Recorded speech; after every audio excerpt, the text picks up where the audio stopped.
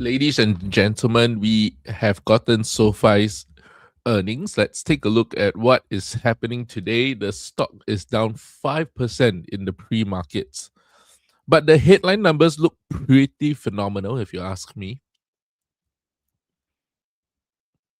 41% top line growth, 31% adjusted EBITDA margins, and I believe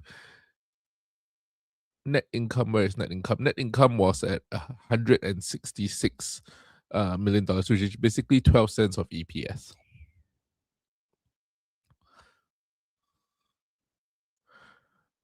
Which is, I guess, right where I think expectations were around 11 to 12 cents. So they more or less came in line with expectations. But I'm just wondering why the share price is actually down today. I mean, as usual, it is usually down when we really and yeah, I think the strange thing for me is that I'm not too sure what exactly about the report that has gotten the markets a little bit spooked. So let's dive in, and then I'm waiting also to listen to the conference call later on. I'll let you know when it's come on.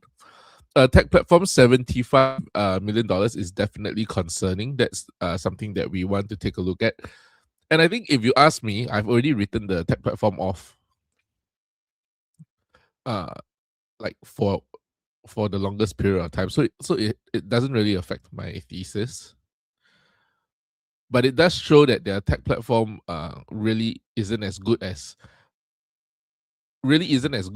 they make it out to be. And if that is the case, the longer terms, the longer term for SoFi, if you think that they're just going to be a bank that has some sort of cost advantages because they own their own tech platform, then from there you might tweak your valuation a little bit. So that's what I may have to do to see where I land in my valuations, because essentially for me, I was expecting the tech platform to do nothing until 2028. Now the thing is, Anthony Nodo and team has already told us that they should be getting more revenue in the door through the tech platform, but yet they're coming in at 75%, $75 million. So, okay, so let's jump in. Let's take a look at the earnings itself. Good morning. Is the earnings, is the P still justified if it is no longer a tech company? You see, the thing is, it is a fintech company because it is using technology, but it's like Robinhood. Nobody argues whether or not Robinhood is a tech company, right? But Robinhood doesn't own their own tech platform.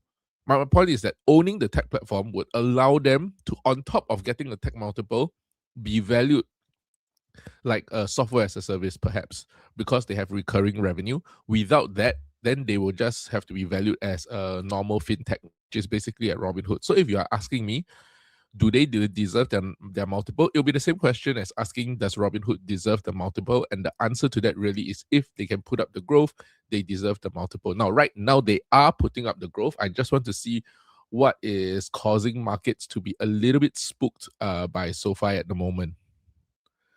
So I personally have no issues with the tech platform underperforming. I think it's more of the same. And management has been pretty horrendous when it comes to guiding for a tech platform anyway. So it should come as no surprise.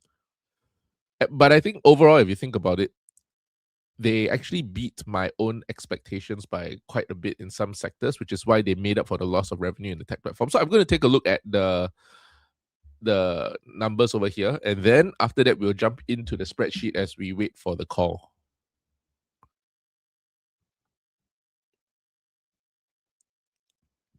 What time is the call? At 8 p.m. 8 p.m. So we still have around 50 minutes away. So we have time to update the spreadsheet and see where that takes us. Sorry. So if you take a look over here, SoFi reports first quarter 2026 record net revenue of $1.1 billion, record member and product growth. So adjusted net revenue came in up 41%. I believe in our projections, we were only projecting adjusted net revenue to be up around 40%. So this came in slightly higher than what we expected. Adjusted EBITDA up 62% to $340 million. This is even higher than what we expected.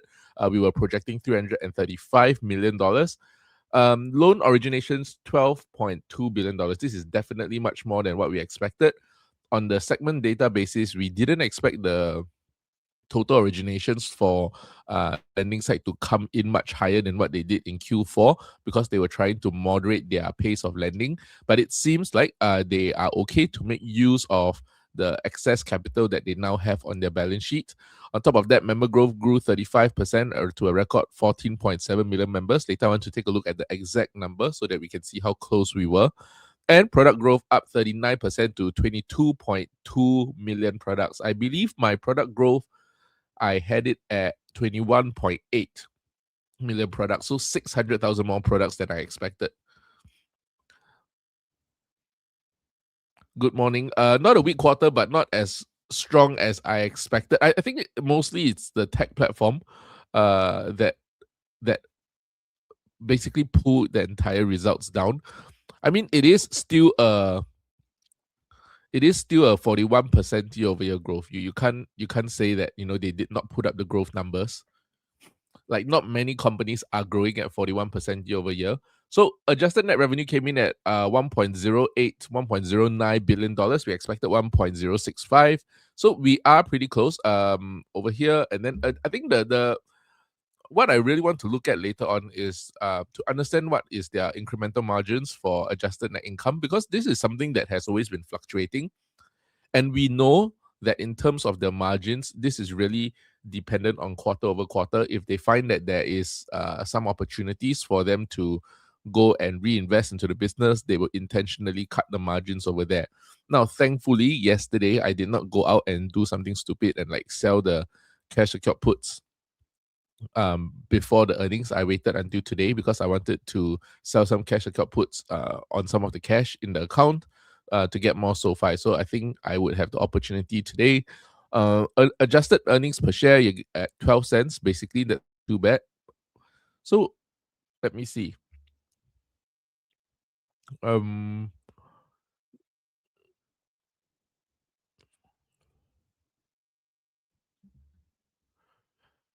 Accelerating revenue growth, adjusted net revenue.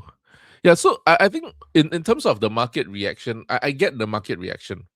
If it's because of the tech platform, I get it. But also, I think what we have been seeing is that with the kind of uncertainty that we are having in the markets at the moment, unless it is like a complete blowout quarter,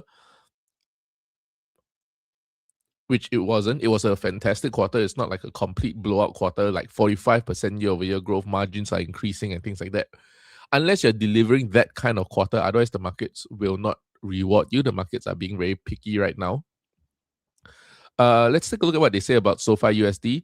In the first quarter, SoFi began minting its SoFi USD, the US dollar reserve stablecoin, as well as developing settlement capabilities and supporting interoperability between digital assets and fiat currencies through partners like MasterCard, which will enable SoFi USD settlement across global payment networks. So SoFi also launched big business banking and extending its platform to enterprise clients and further diversifying its infrastructure capabilities. Now, again, like I said, this is one of those things for me. If the tech platform actually came to fruition, they would deserve a higher multiple than what they are doing now. But otherwise, I would say that Anthony Noto's estimation of around 45 to 50 times PE, if you consider it on a PEG ratio basis across the next 3 years growth, then I think that is fairly reasonable. So even then, which means if you apply a 44 PE to their 3-year future growth, by right, this should still be a $30 over dollar company today. Okay? What I am saying is that because the tech platform is lacking, this is all they should be valued at. If the tech platform actually showed growth, then perhaps we can make an argument for them being valued at a 50 times PE, perhaps.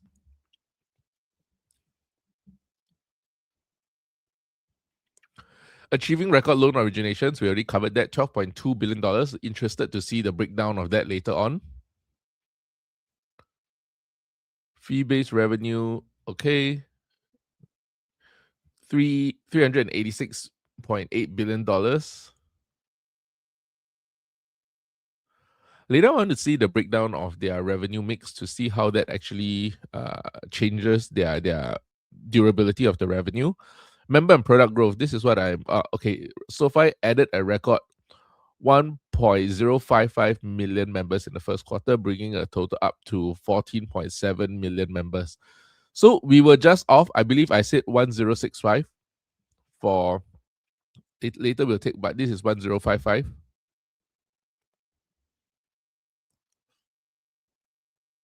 So not too bad, not too bad.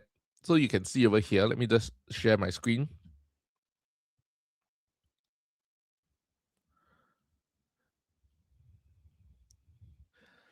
So you can see that our total members, we were expecting 1065. Actual numbers came in at 1055. So that's really not too bad. Then thereafter, we can look forward to Q2 2026. All right, I think where the biggest beat actually came in is in products. We were expecting a total of 21.77 million products. Actual products came in at around 22.2 million products. Let's see, product by segment, 19. Okay, I think where we actually fell short is the lending products. They really came in with a lot more lending products, lending than expected. So I suspect, my suspicion is that they had to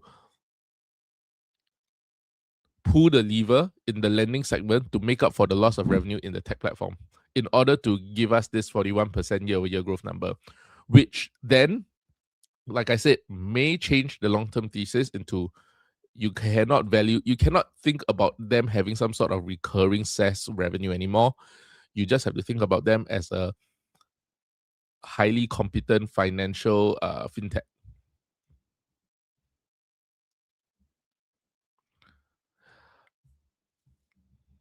I haven't taken a look at the fair values. Usually we need to wait for the 10K for that, but did they disclose the loan vintages? I think you can see from there. If they disclose the loan vintages, then shouldn't be a problem.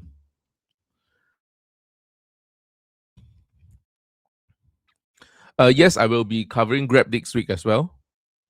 Live, I believe it is morning Singapore time, so that's a lot easier. Let me see whether they actually cover.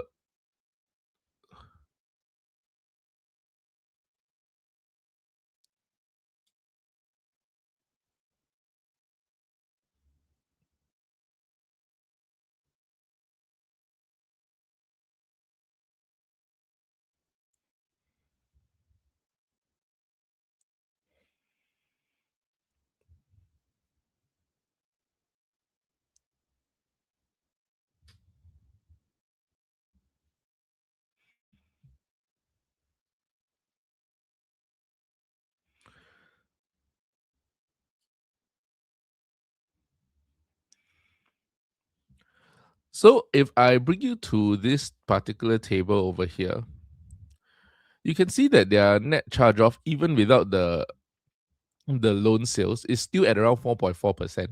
So to me, this is perfectly within reason. I don't think there's any reason for concern over here, and I think we can just say that Muddy Waters is basically wrong on multiple fronts. Their loan vintages, you can see as of okay, so you can see the difference over here is actually increasing. So previously, the difference between the target and the actual uh, loan vintages was around 159 basis points. Right now, we are at 168 basis points. All right, so we basically have no issues over here. I just want to take a look at the tech platform, whether or not they said anything about that. Let's take a look. Tech platform, tech platform.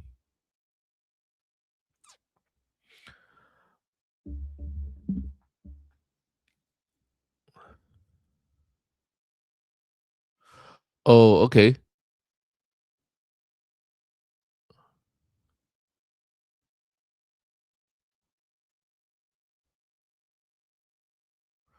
All right, this is why they are down. It's nothing to do with the tech platform. It has to do with the financial services quarter. I am pretty sure. Okay, this is something that we need to get some clarity from management about. First quarter 2026 financial services segment net revenue of $428.5 million. This is a 40% year-over-year growth. Remember, their guidance was if it is 41% year-over-year growth, remember their guidance was a 40% year-over-year growth. So while it is still above their guidance, perhaps we're a little bit too optimistic over here. I would like to hear from management why this sudden shift in their revenue mix. And I think this is definitely causing the sell-off.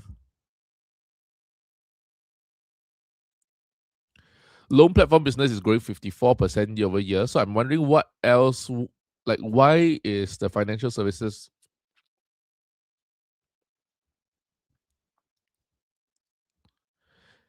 Yes, I noticed that as well. So we are going to have to listen to what management says, but usually they will disclose that in the 10K as well. Let me just take a look. Contribution profit. It could also be a lot of us are too optimistic for the financial services because they have always been beating by such a high margin. But since they have grown at such a pace last year, maybe the normalized number to estimate from now on is really at a 40% year over year growth. I'm just taking a look at the numbers right now. We will fill up my spreadsheet together later on, and then we see what happens to the charts. This is the first like quarter over quarter sequential decline for financial services, which is quite surprising to me. So we will see. What is interesting is SoFi Invest over here is growing at 37% year over year. And this is where sometimes you really cannot predict what's going to happen. I spent a whole segment talking about why SoFi Money might increase faster than SoFi Invest. But what we are seeing is that, yes, the growth rate of SoFi Money accelerated, but the growth rate of SoFi Invest accelerated even further. And basically, we are now growing faster than SoFi Money. We didn't have to wait until 2027. Credit cards are fantastic, 436,000 cards. And basically, crypto, we are right smack in that ballpark, right? I think we were projecting 250,000 products. Right now, we're at around 240,000 products. All right. So this is also a disappointing one. Tech platform revenue. I think in terms of accounts in the tech platform, we are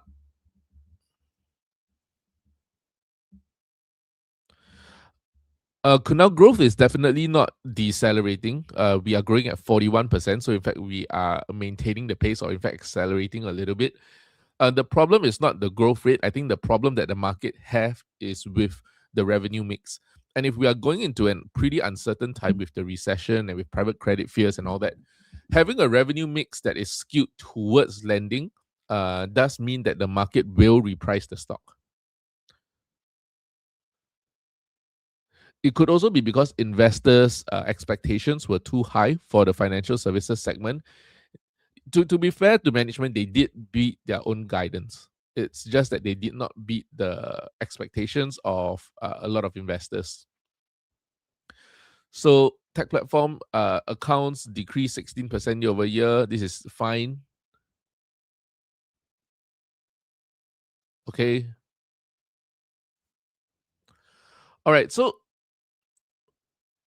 you look at this line over here. In 2026, we'll be launching a new unified SoFi Technology Solutions offering enterprise clients products and services across 4 different platform businesses: processing, banking, core ledgers and services, payment hub, and risk and fraud. And okay, so this might change the narrative a little bit later on. Like I said, everything is dependent on this earnings call. Let me take a look. I am presuming the earnings call will just appear over here.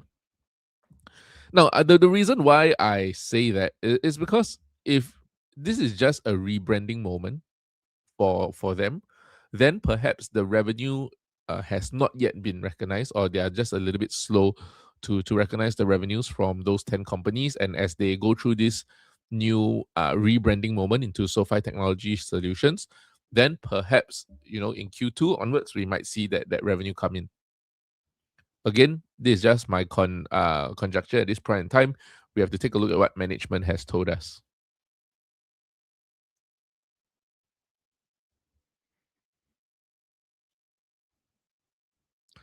So, like I said, and I think and you're going to see the capital ratio decline, and they have a lot of room.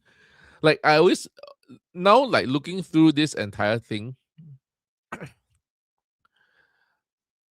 what it seems to me is that for some reason, financial services did not grow as fast as investors expect. Why that is, or is this just the new baseline for investors to assume right now?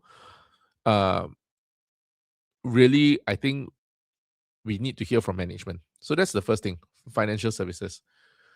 Because we are so used to them telling us 80% growth and then coming in at 100%. Last year, when they told us 60% growth, they came in at 80%, 90%, even 100% in some quarters. So when they told us 40% growth this year, I think a lot of people, myself included, were expecting 60% year over year growth.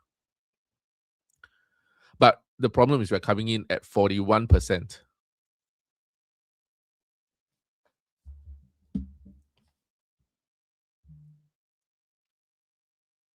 Okay.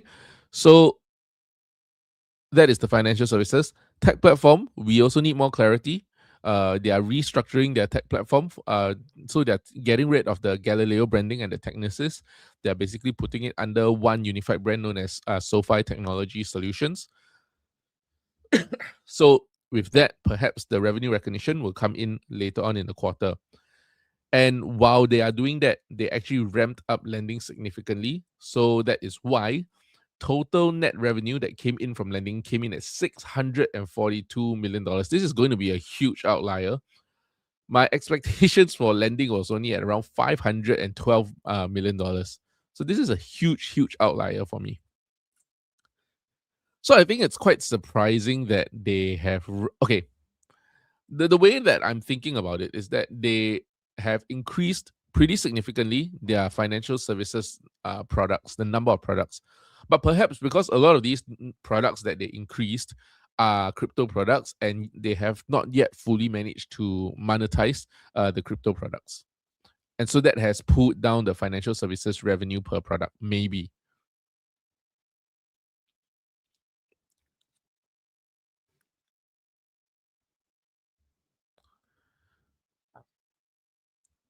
All right.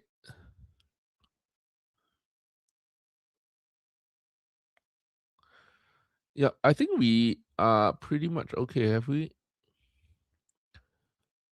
I think the individual loan segments are pretty interesting. Let's take a look. Personal loan originations, $8.3 billion, up 51% year over year. First quarter student loan, $2.6 billion. Okay. Wow. What's student loans? That's quite a big jump. We were 1.8 last quarter. We are 2.6 billion this quarter, up 119% year over year. Highest quarter of student loan originations. Home loans, 1.2 billion, also another 137%. They are really, really leaning into the lending segment this quarter.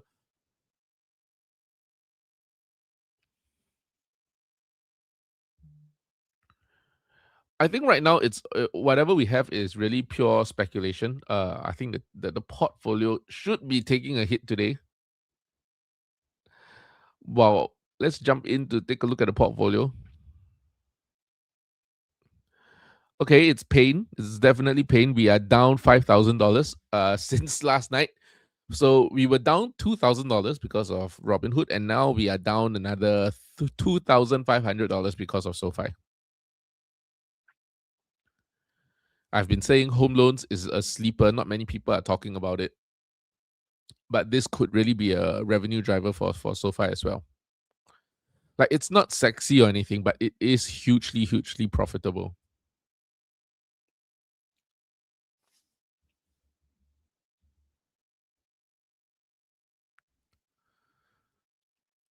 So their life of loan losses still around maximum 7 to 8%, but right now they are still way below the trend. So I think there's no real concern from me over here.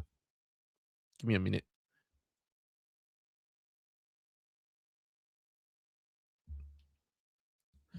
All right, let's take a look. Okay, so these are the numbers that we just spoke about.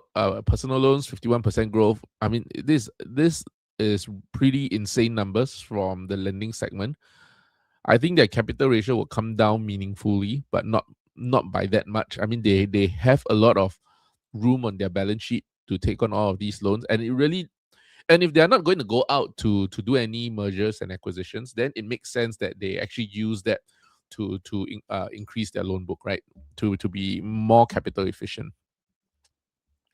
I'm just wondering whether they're opportunistically, since they know that they are doing their lending, increasing their lending, they use this period of time to like attract a lot of new members into their platform um, through crypto products and all that, and may not have monetized them yet. That could be one possibility. Guidance expect to deliver adjusted net revenue growth of approximately 30%, adjusted EBITDA margin of approximately 30%, and net income margin of 12 to 13%. Let me just take a look at something.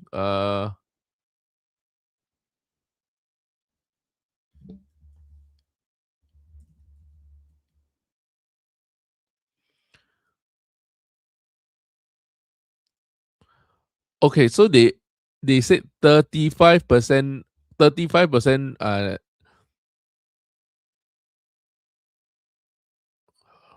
Hmm. Okay. In the fourth quarter of 2025, they projected 35% revenue growth for 2026. Right now they are projecting 30% revenue growth for 2026, which means we might come in closer to the mid 30% range. Yeah.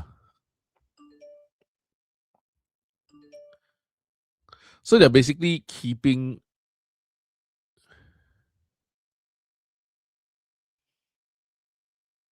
adjusted EBITDA. Okay, nothing much has changed over here.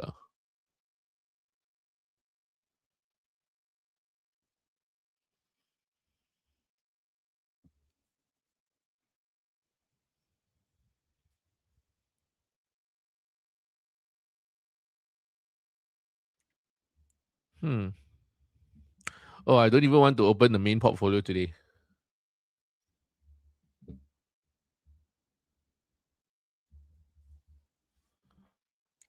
I am definitely not opening the main portfolio today. Well, the only good thing is I bought BMNR yesterday at I think $20.90, so that helps. Because it is up 1% today. No, Noto was saying that he would be disappointed if they did not grow faster than 35% for the rest of the year. So they could still very easily do 36% next quarter, and that would still be pretty decent growth.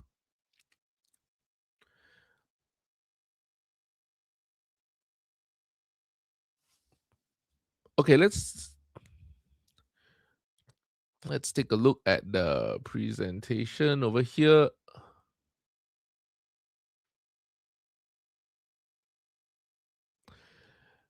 Okay, and I feel like they are just being super conservative right now. I would say, correct me if I'm wrong, this is the first quarter that they have not raised their guidance. Am I right to say that? This is the first quarter that they have not raised their guidance.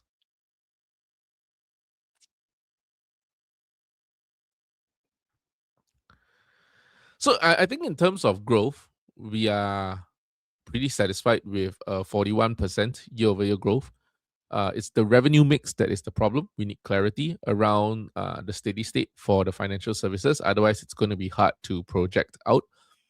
If you ask me, 40% growth for financial services is still insane. Like not too long ago, before the loan platform business came in, we would like given an arm and a leg for 40% growth in financial services. And you have to bear in mind that we just grew 100% year over year for a couple of quarters, 80% year over year for the next following few quarters. So the base that we're comparing again is much higher now. And a 40% growth against that much higher base is still pretty significant. I think as investors, we just need to know what that steady state looks like. Tech platform, disappointing. Whether or not the revenue not being recognized has to do with the rebranding of the platform still remains to be seen. And so, if because of their rebranding, they have not recognized the revenue, at least let us know. So that as an investor, I know whether or not to write it off. I'll be very honest, if SoFi doesn't get their tech platform up and running and they just become one of the larger banks, then they will not hold such a they will not become such a big holding in my portfolio. I'm not saying that I will trim now. I'm just saying that at those price points where I'm trimming, initially, perhaps at places where I might like at $35 where I was planning to trim 5 to 10%, I might now trim 10 to 15%, right? And to lower my exposure a bit faster. If the tech platform is not going to be a big part of their business, because my investment thesis has always been 1/3 lending, 1/3 financial services, 1/3 revenue from platform. That is what Anthony Nodo told us way back when. If that is not going to be the case anymore, I want to know. And if this is just going to turn out to be a very well run financial services business, fantastic. I am in it for the long haul as well. But perhaps I might want to shift some of the capital elsewhere. That is my personal opinion. It is a fairly mixed quarter. No,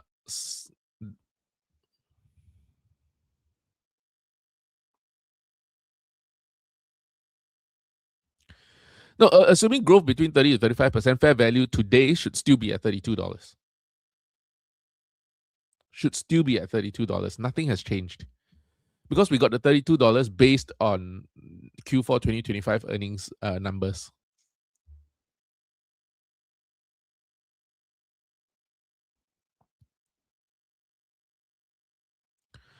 Adjusted net income. Okay, so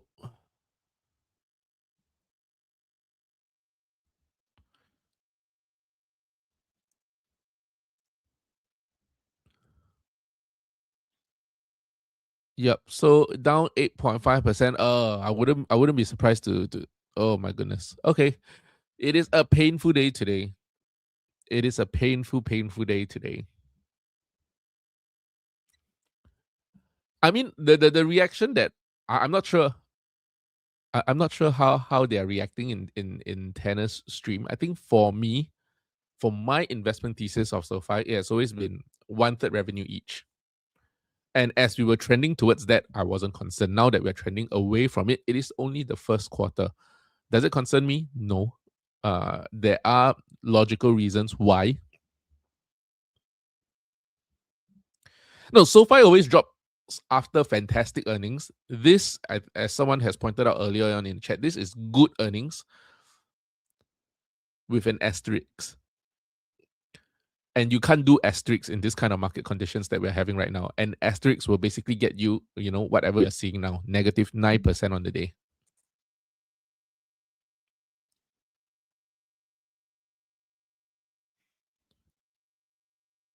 So depending on what management says during this call, I am very tempted to completely write off the tech platform, revalue SoFi without the tech platform, and then decide how am I going to play out the rest of the position. Because I have 15,000 shares, my expectation is for this to eventually hit around $75, $80 in the long run. But a lot of that has to do with the tech platform. That the tech platform should get us there by 2030. Without the tech platform, it might take longer. And if that is the case, I'm not going to just stay invested if it's just a financial services business. I'm not going to leave such a large part of my portfolio in this company if it is just a pure financial services business.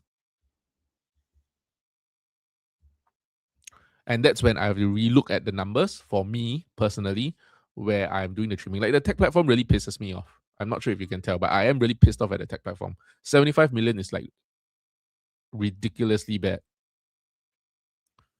Because if you did the calculation like I did,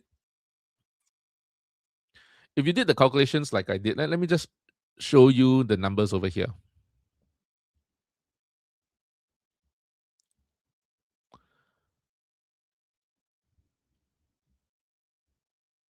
Yeah, like I'm pretty annoyed at the tech platform because every time they give us some sort of revenue guidance, they just can't. Yeah, I have made this statement before. Maybe the management team at SoFi are finance people. They are not tech people, and they need to get someone in to run the tech platform that knows tech, that can project out the tech revenue, that knows how to sell the tech. Because what it seems to me is that SoFi's management team are finance people, they are not tech people, and they may not be able to sell the tech to some of these companies.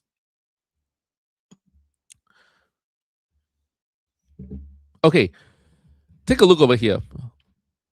This is the tech platform revenue. Again, for those of you who are here, this is a free analysis for you around the tech platform.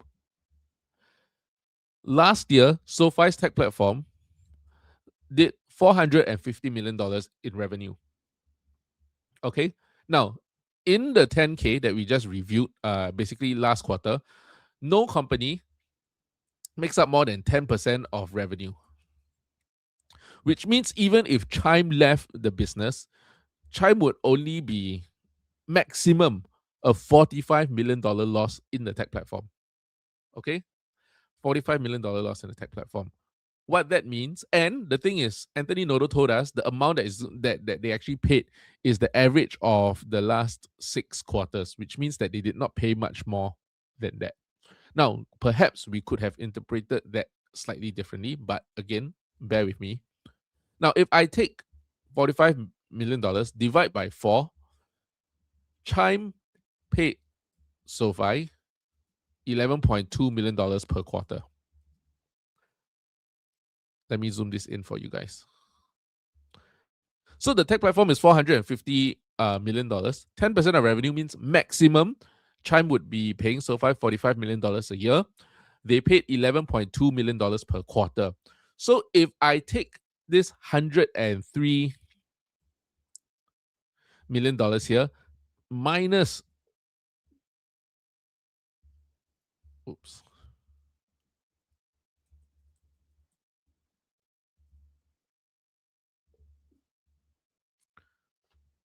Sorry, I need.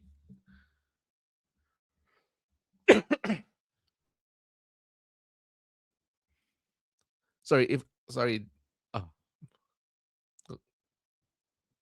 All right, so $103 million from the tech platform in Q1. You take away Chime's portion, maximum $11.2 million. You end up with this $92 million over here.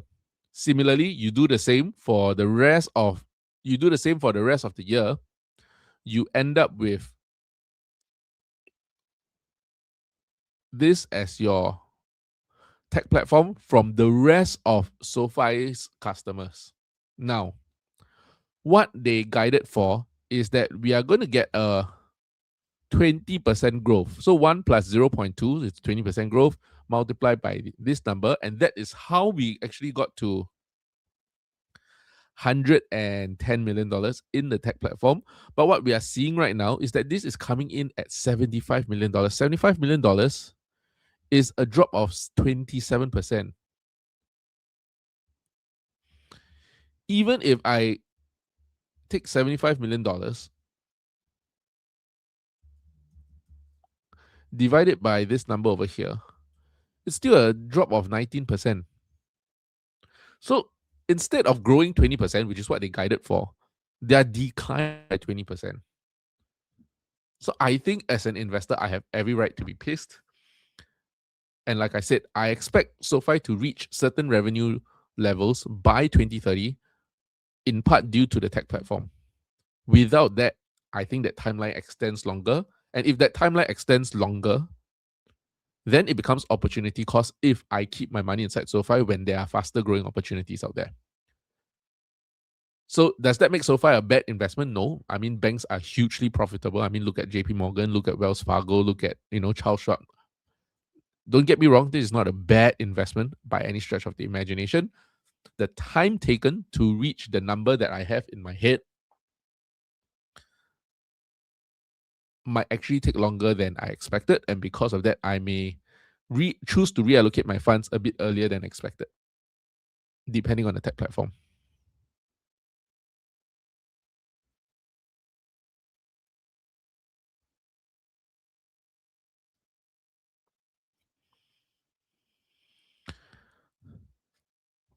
Uh, According to Wipe here, yes, SoFi, horrible stock. I mean, recently it has been pretty bad, but the stock and the company has been pretty uh, dissociated for quite some time now.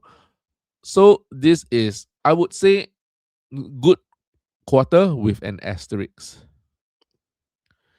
The not raising guidance might be due to the uncertainty that we are getting out from the Middle East. Overall, numbers are strong. Like I said, the parts of the business that is strong is the financial services and lending segment of the business. That part I have no problem with, especially for I am perfectly fine with financial services growing at 40%. By the way, perfectly fine, because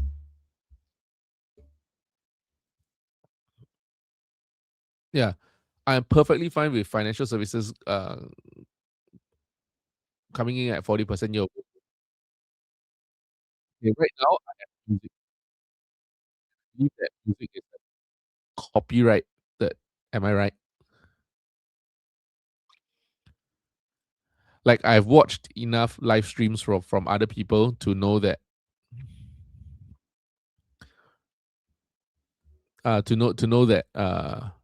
this music that they're playing right now is copyrighted. So I will not be playing it. But once they start talking, I will hop into the call. Now, of course, SoFi could, and I mean, saying this, please do not get me wrong. Even if this entire negative move reverses and SoFi ends the day up 10%, which again wouldn't surprise me, Murphy's Law. Most quarters they go up and then dump 10% after earnings. This quarter they dump 10% first and then they reverse another 10%. Now, I'll be very honest, this sentiment that I have has really nothing to do with the price action right now. Like I really don't care. I mean I bought SoFi at $7-8. Why do I care that it's at $16? But for me, it's more of the opportunity cost. As a very strong financial services platform, I think it gets to a certain valuation. As a very strong financial services platform that sells its own technology as a service to other financial services and other agencies,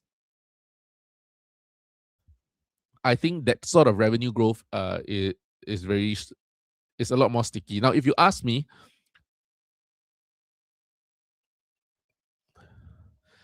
yeah, it could happen. So I think if you ask me, I would say that, like with Robinhood yesterday, right?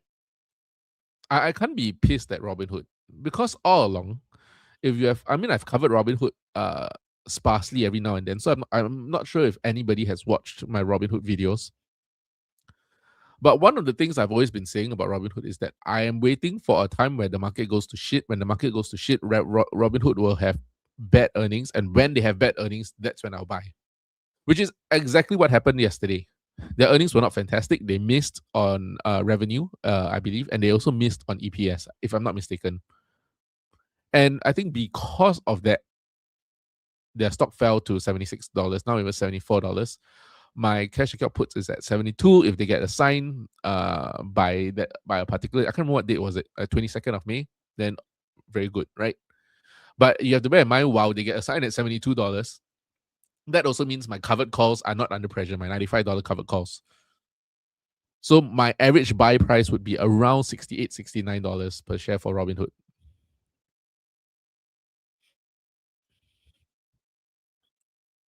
And I cannot complain about it because I have been waiting for this. I can complain if I have been waiting for this happens, and then I'm unhappy with Robinhood. because my expectations for Robinhood is, yes, they have diversified their revenue streams, but not enough to cushion them from any market downturn, and that is exactly what we have seen play out. So the only thing I can do is to take advantage of the situation. And what I'm saying is that similarly with SoFi, since they have not managed to build out the tech platform and they have been horrendous in giving guidance, like I always say that SoFi's management gives guidance and then they always raise and beat their own guidance and things like that, right? That is true in entirety. They can project for you the entire business. But when it comes to the tech platform, if you take a look at their track record when it comes to the tech platform, it has been absolutely horrendous. And I think it is fair to say right now, like after so many years, that the team at SoFi are finance people. They are not tech people, and they are unable to sell the tech platform. Now, I know the arguments people are going to come in and say that, oh, but Marketa and things like that, they're all also they are all also not doing well. So within that same bucket, that is a very standard thing that is going through all the businesses. And to that I say perhaps. But if that is the case, tell us, because right now what it seems to me is that SoFi's management doesn't really get a grasp of the entire business. I don't mind you coming out and tell me, guys, we are not going to grow the tech platform much because we are in a horrible environment. Tech platform in the first quarter 2026 is going to come in at $75 million, and then you produce this kind of results. I am perfectly fine. What I am not fine with is when you tell me the tech platform is going to grow 20% after offsetting Chime, and then you come in and you decelerate growth by 20%. Lending Club went up and then came back down. So from that lens, if you ask me, I would say that I am sitting in a camp where I am going to completely write off the tech platform. I'm going to assume that they cannot let it take off until and unless they get someone in to manage it.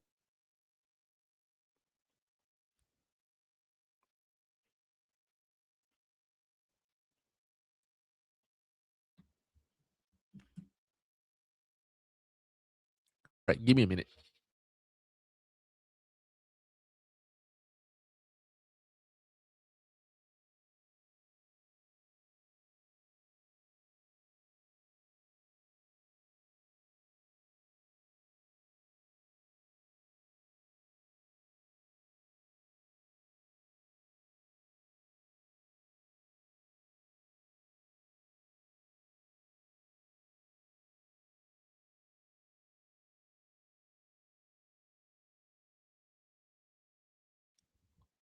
All right. So let's fill in the numbers first while we are waiting for the call. I think we are still 6 minutes away. Oh my goodness. Actually, the music can be pretty irritating in the background. All right. So I have vented my frustrations. I will be definitely doing a video on this. And I will let you know how much I would trim where. So I'll let you know what were my previous trimming targets. I believe I plan to trim like 5-10% at 35. Then usually I'll trim the other 35% at 45, and then I'll hold the 50% of the position all the way up to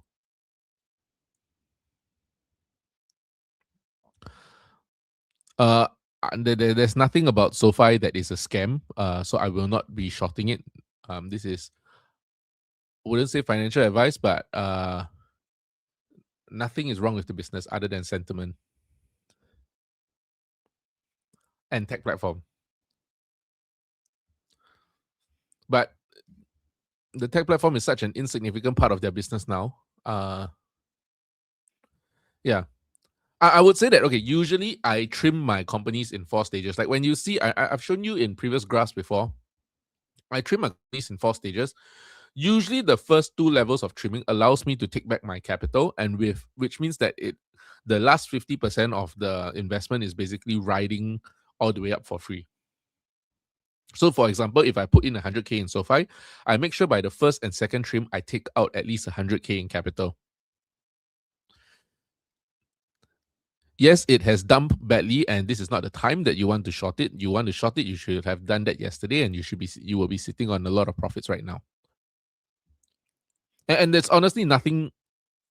Okay, if I did not have the expectations that SoFi is going to have tech platform revenue, I would not be pissed off about these earnings. Lending revenue, fantastic. Financial services, uh, I would say good, right? 40% year over year growth. Member count, fantastic. So I really have nothing. I really have no complaints over the financial side of the business. So usually, like I said, what I tend to do is first and second trim will help me take out my entire capital, and then basically I'll let the rest of the investment ride. And then usually I have some price target where I will take profits. Partially, I've started to use the Fibonacci extensions. Sometimes I've also taken use like long-term valuation targets. So for example, if I think SoFi can hit $75-$80 by 2030, if they hit $80 tomorrow, I'm selling everything.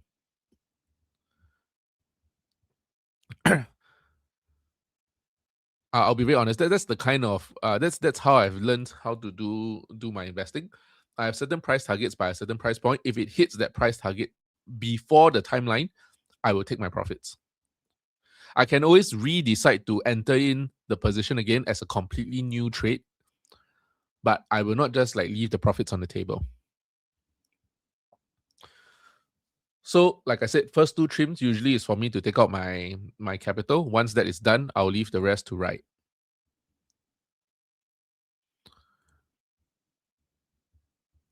So for me, the 5 to 10% trim number is around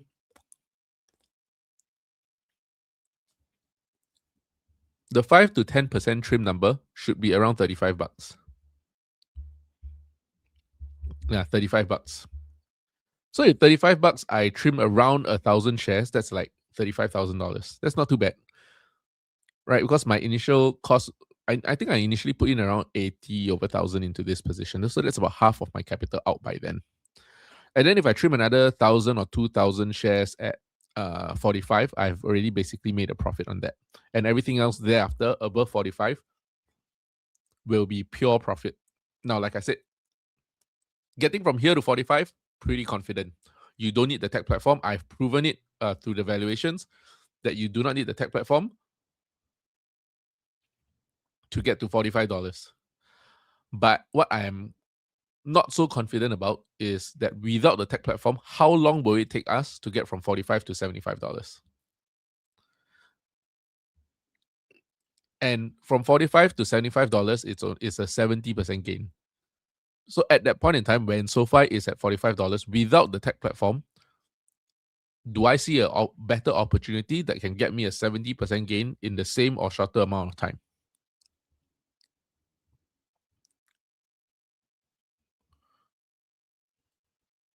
Right, if it gets to $3, I will buy you a SoFi share, and I will buy a lot more for myself.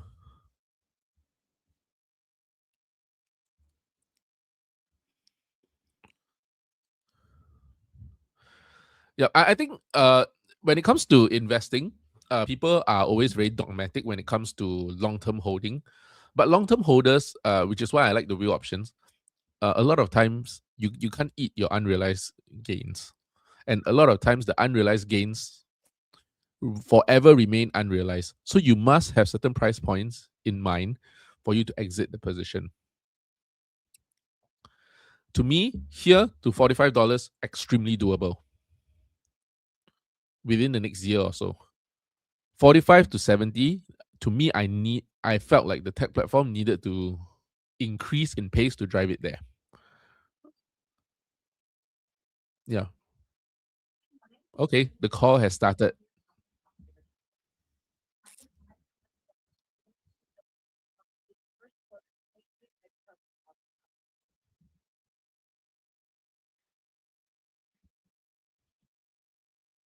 Let me know if you guys can hear because this is the first time I'm sharing something like this. star followed by the number one on your telephone keypad. If you would like to withdraw your question, press star followed by the number one again. Thank you. With that, you may begin your conference. Thank you and good morning. Welcome to SoFi's first quarter 2026 earnings conference call. Joining me today to talk about our results and recent events are Anthony Noto, CEO, and Chris Lapointe, CFO. You can find the presentation accompanying our earnings release on the investor relations section of our website. Unless otherwise stated, we'll be referring to adjusted results for the first quarter of 2026 versus the first quarter of 2025. Our remarks today will include forward-looking statements that are based on our current expectations and forecasts and involve risks and uncertainties. These statements include, but are not limited to, our competitive advantage and strategy, macroeconomic conditions and outlook, future products and services, and future business and financial performance. Our GAAP consolidated income statement and all reconciliations can be found in today's earnings release and the subsequent 10-Q filing, which will be made available next month. Our actual results may differ materially from those contemplated by these forward-looking statements. Factors that could cause these results to differ materially are described in today's press release and our subsequent filings made with the SEC, including our upcoming Form 10-Q. Any forward-looking statements that we may make on this call are based on assumptions as of today. We undertake no obligation to update these statements as a result of new information or future events. And now I would like to turn the call over to Anthony. Thank you and good morning, everyone. We've had a remarkable start to 2026. Our relentless member focus continues to drive innovation across our business, leading to our 18th consecutive quarter of the Rule of 40, with a score of 72 reflecting 41% revenue growth and 31% EBITDA margins. Notably, this was the second consecutive quarter that we have generated more than $1 billion in cash revenue. In Q1, we generated over $1 billion in cash revenue, consisting of approximately $690 million in cash revenue from net interest income and about $390 million in cash revenue from interchange fees, brokerage fees, technology and loan platform fees, and loan origination fees. In fact, in both 2025 and 2024, more than 100% of our adjusted net revenue was cash revenue at $3.8 billion in cash revenue in 2025 and $2.7 billion in cash revenue in 2024. Our durable growth with an acceleration in revenue growth and strong returns and profitability is fueled by our consistent focus on innovation and brand building. Our mission remains the same. We help people reach financial independence to achieve their ambitions, helping them get to the point where they have enough money to live where they want, have the size family they want, the house they want, the career they want, and retire when they want. Other financial institutions pick and choose the products they offer based on how much money they can make off of their customers. And as such, they don't deliver the holistic experience people need to make their ambitions a reality. That's why SoFi delivers the Everything Financial app with unquestionably the most comprehensive set of digital financial tools and resources to help our members get their money right. Our critical success factor is helping people spend less than they make and invest the rest. Savings is not enough. Saving will help you get by, but investing is critical to get ahead to achieve your dreams. In order to achieve this critical outcome, we must help our members borrow better, save better, spend better, invest better, and protect better. We cannot just offer the products that are the most attractive financially. We need to be there for our members, not just for the large financial decisions in their lives, but all the days in between.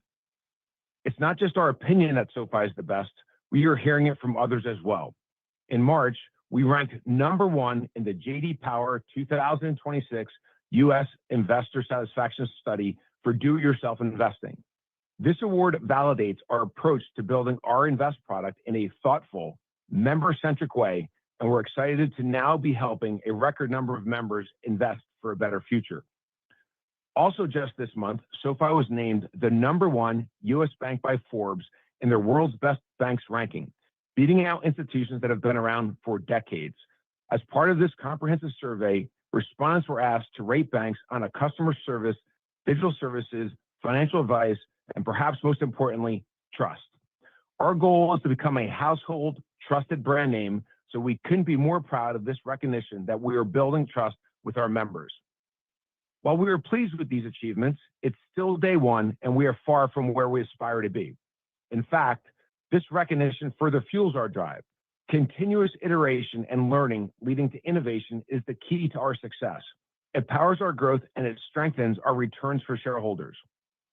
Over the past 8 years, we've grown members by more than 20x from 650,000 to 14.7 million members. In Q1, we once again added a record number of new members at 1.1 million new members, increasing total members by 35% year over year to 14.7 million. We also added a record 1.8 million new products in Q1, increasing total products by 39% year over year. We now have 22.2 million products. SoFi continues to accelerate with 43% of new products opened by existing SoFi members versus 40% last quarter and 36% in Q1 of 2025. This clearly demonstrates the effectiveness of our Everything Financial Services app strategy and our ability to build deeper multi-product relationships with members, which in turn will drive a higher lifetime value. Our strong member and product growth powered our revenue growth in the first quarter. Adjusted net revenue was ahead of expectations at $1.1 billion. This is up 41% year over year, an acceleration from last quarter's very strong growth rate. Our lending segment had a particularly strong quarter, generating $629 million in adjusted net revenue. Importantly, our net interest income and origination fees in the lending segment totaled $639 million this quarter. In total, we had our best quarter ever for loan originations at $12.2 billion, which was up nearly $1.7 billion from just last quarter and included record originations across personal, student, and home loans. Of the $12.2 billion in originations, $9.2 billion was for our lending segment and $3 billion was for our loan platform business. The development of our loan platform business over the last 18 months has allowed us to better meet the borrowing needs of more members. Our strategy for what we put in the balance sheet versus through the loan platform business remains guided by the principle that LPB loan originations reflect the incremental volume we would not otherwise originate for SoFi's balance sheet for a variety of reasons, including capital ratios, managing the overall growth of the balance sheet, and the credit profile of borrowers. In addition to being able to serve more members through these two channels, they also provide greater revenue diversification. For example, balance sheet originations provide very visible and recurring cash revenue generation through net interest income over the life of the loan. In Q1 2026, we generated $690 million in cash net interest income, which provides revenue visibility, further contributing to our durable performance and cash generation. But this also comes with default risk and capital usage over the same time period. LPB loans, on the other hand, pay the majority of cash upfront, but free up capital instantly and remove the credit risk for SoFi.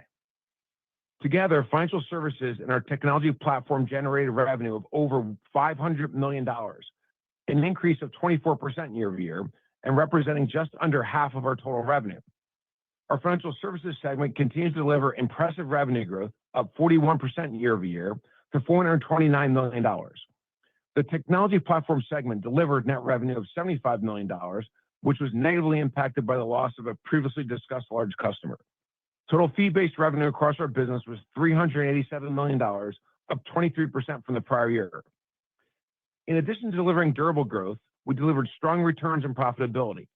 In the first quarter, adjusted EBITDA was $340 million, up 62% year over year. Our adjusted EBITDA margin for the quarter was 31%. Our incremental EBITDA margin was 41% as we continue to balance reinvesting in the business to drive long-term growth and profitability. Net income in the quarter was $167 million at a margin of 15%. Earnings per share were 12 cents or 13 cents on a constant stock price basis quarter over quarter. Finally, our tangible book value ended the quarter at $9.2 billion, up 83% year over year, and $7.21 per share, which is up 57% year over year. It is clear that our diversified business is uniquely built to deliver a winning combination of growth and returns. And we continue to invest heavily to make our existing products even better, to build new products to help our members get their money right, and to further strengthen our trusted brand name. These investments will power our durable compounding growth and drive stronger returns as we continue to scale. Let me now spend a moment discussing our brand building efforts, which are key to driving new members to SoFi, feeding our productivity loop and growth. In the first quarter, our unaided brand awareness rose to an all-time high of 10%. That's up 300 basis points from a year ago. This is a reflection of our ability to meet our members where they are with a message of financial empowerment. So far in 2026, we completed another successful season of TGL presented by SoFi, which recorded significant fan engagement and momentum. We also kicked off the NBA playoffs with the SoFi Play-In Tournament, featuring 6 incredible winner-go-home games that brought in nearly 20% more viewers than last year and set new records for social and digital viewing. This is an We internal also metric, expanded our talent partnerships, adding 2 not world-class to worry, golfers to because Team that will SoFi, usually be Justin answered during Thomas the and Charlie Q&A. Hull. Justin and Charlie are true winners who share our passion for helping people get their money right. Beyond our strong sports marketing efforts, we're engaging with members earlier in their lives so they can build a better future from day one. For example, this year we kicked off our Future Wealth Summit, a national campus tour designed to help college students navigate key financial decisions and plan for life after graduation. Students today are making some of the most important financial decisions of their lives without the guidance they need. We're excited to bring practical education on banking, credit monitoring, and investing to put them on the path to success. Turning now to product innovation, starting with crypto, which has been a key focus over the past year. We believe the crypto supercycle that is underway will completely transform financial services, enabling frictionless money movement. We are well positioned to benefit from this supercycle, given our unique position as a tech company that is underpinned by the strength and stability of being a national bank. This is why we've been building a strong foundation on which we can develop and grow multiple new products and businesses and realize the benefits of crypto and blockchain across our entire ecosystem. In December, we took a big step forward on this journey with the launch of SoFi USD. This made us the first national bank to launch its own stablecoin on a public, permissionless blockchain. SoFi USD is at the heart of our strategy to make it faster, cheaper, and safer for people around the world to move money. During Q1, we began minting SoFi USD, the next step towards building compelling use cases for the coin. We also formed an important partnership with MasterCard to enable SoFi USD settlement across their global payments network. This will create interoperability between digital assets and fiat currencies and eventually allow for the settlement of transactions 24 hours a day, 7 days a week, versus just during business hours now.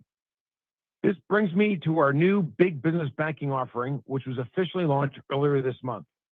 Today, companies operating fiat and crypto are forced to use multiple providers and are left waiting days for transactions that should take seconds.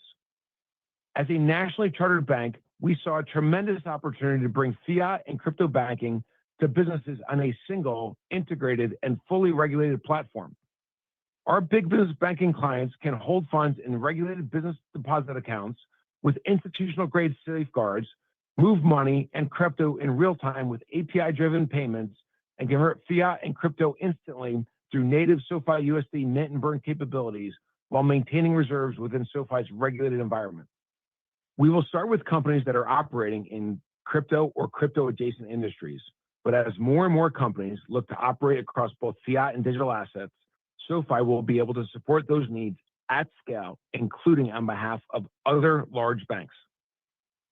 Turning now to an update on SoFi Plus, our premium membership. Plus is positioned to be the best of every SoFi product, all wrapped into one member experience. On April 1, we relaunched SoFi Plus with significantly enhanced benefits to bring the best of SoFi's strategy to life while making the product a pay-only subscription. With the relaunch, we expanded our benefits, which now include our highest APY in deposits at 4.5% for up to $20,000, 1% match on deposits into taxable SoFi Invest accounts, 1% match on crypto purchases, unlimited one-on-one sessions with financial planners, a boost on SoFi credit card rewards, and so much more. Overall, this membership can unlock well over $1,000 in annual value for a fee of just $10 per month, less than the cost of today's lunch. and we will continue to roll out product enhancements and expand our offering while also providing special member options for military members and young adults, as well as through our SoFi at Work partnerships. The initial results of SoFi Plus since April 1's relaunch have been incredibly positive. We have seen strong growth in new paying subscribers, and the vast majority of new Plus paying subscribers are existing SoFi members who subsequently take out an additional product after signing up for Plus. SoFi Plus is not only driving a recurring and visible cash revenue stream, it is enhancing the awareness of the significant breadth of SoFi products as an everything app, and in turn, driving greater cross-buy and increased lifetime value. I would encourage everyone listening to try our rewards calculator on our website to see just how much you can earn from SoFi Plus. Now to our tech platform segment. We entered 2026 with the most comprehensive set of capabilities we've ever offered banks, fintechs, and brands. Given the breadth of our products, which extend well beyond the capabilities we acquired through Galileo and Technisys, we will be launching a new unified brand and restructured go-to-market later this year. Over the coming months, we will roll out the new brand, SoFi Technology Solutions. The new brand reflects the more comprehensive set of products and services that we now offer enterprise clients across a total of 4 platform businesses.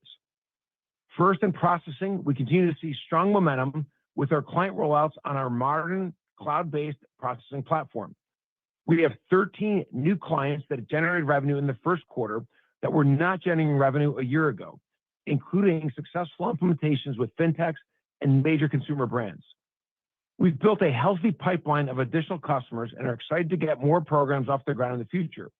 For example, in 2026, we're launching an expanded relationship with one of the top 3 telecommunication brands in the U.S. and a new program with a financial services firm in the short-term lending space. Our second platform, Banking Core Ledgers and Services, includes our modern banking core and the many turnkey API-powered solutions needed for banking-as-a-service offerings. In this business, we are about to take a major step forward.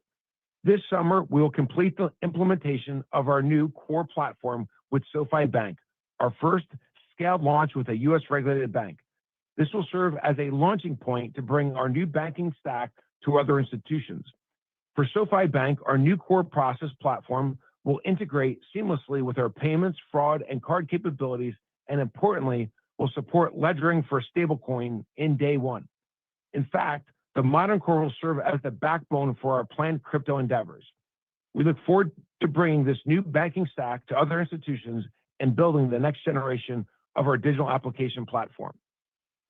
Our vision for our third technology platform business, Payment Hub, is to provide self-serve payment options across every type of money movement, including stablecoins, that are faster, cheaper, and more secure. Our API-first approach makes it easy to connect to ACH, same-day ACH, wires, FedNow, person-to-person payments, and real-time payments. Partners can manage payment flows with ease, maintain compliance, and offer a better customer experience. And we'll soon add SoFi USD payment APIs to our big business banking offering. The fourth SoFi Technology Solutions platform focus is our risk and fraud platform. Within this platform, we currently offer 7 products that address transaction fraud, account identity verification, and account takeovers, including Galileo Instant Verification Engine for real-time API-based account verification, our payment risk platform for transaction fraud, and an identity verification service which covers advanced compliance and sanction scenarios. These products leverage our latest models, often using over 600 data points for a single decision. And we are launching additional products in 2026 to further bolster our risk and fraud offering. Turning now to innovation within our lending segment, which is driving record originations across all 3 loan categories. Starting with personal loans, which support our mission of helping members reach financial independence. With the SoFi personal loan, members can refinance absurdly expensive credit card debt held at other institutions so they can stop paying for other people's rewards and focus on their own financial well-being. During the first quarter, we originated a record personal loan volume of $8.3 billion, taking share from competition and helping even more members get their money right. We see significant opportunity to help more people refinance high-interest debt, and we will continue to innovate with new product features and leverage technology to improve the member experience. For example, we're rolling out our personal loan doc coach, which uses AI to validate members' pay stubs and other documents, streamlining the application experience and driving cost savings over time. We're also testing new credit model features that can leverage enhanced data pools. This has the potential to help us make even better decisions that potentially extend credit to more members in the future.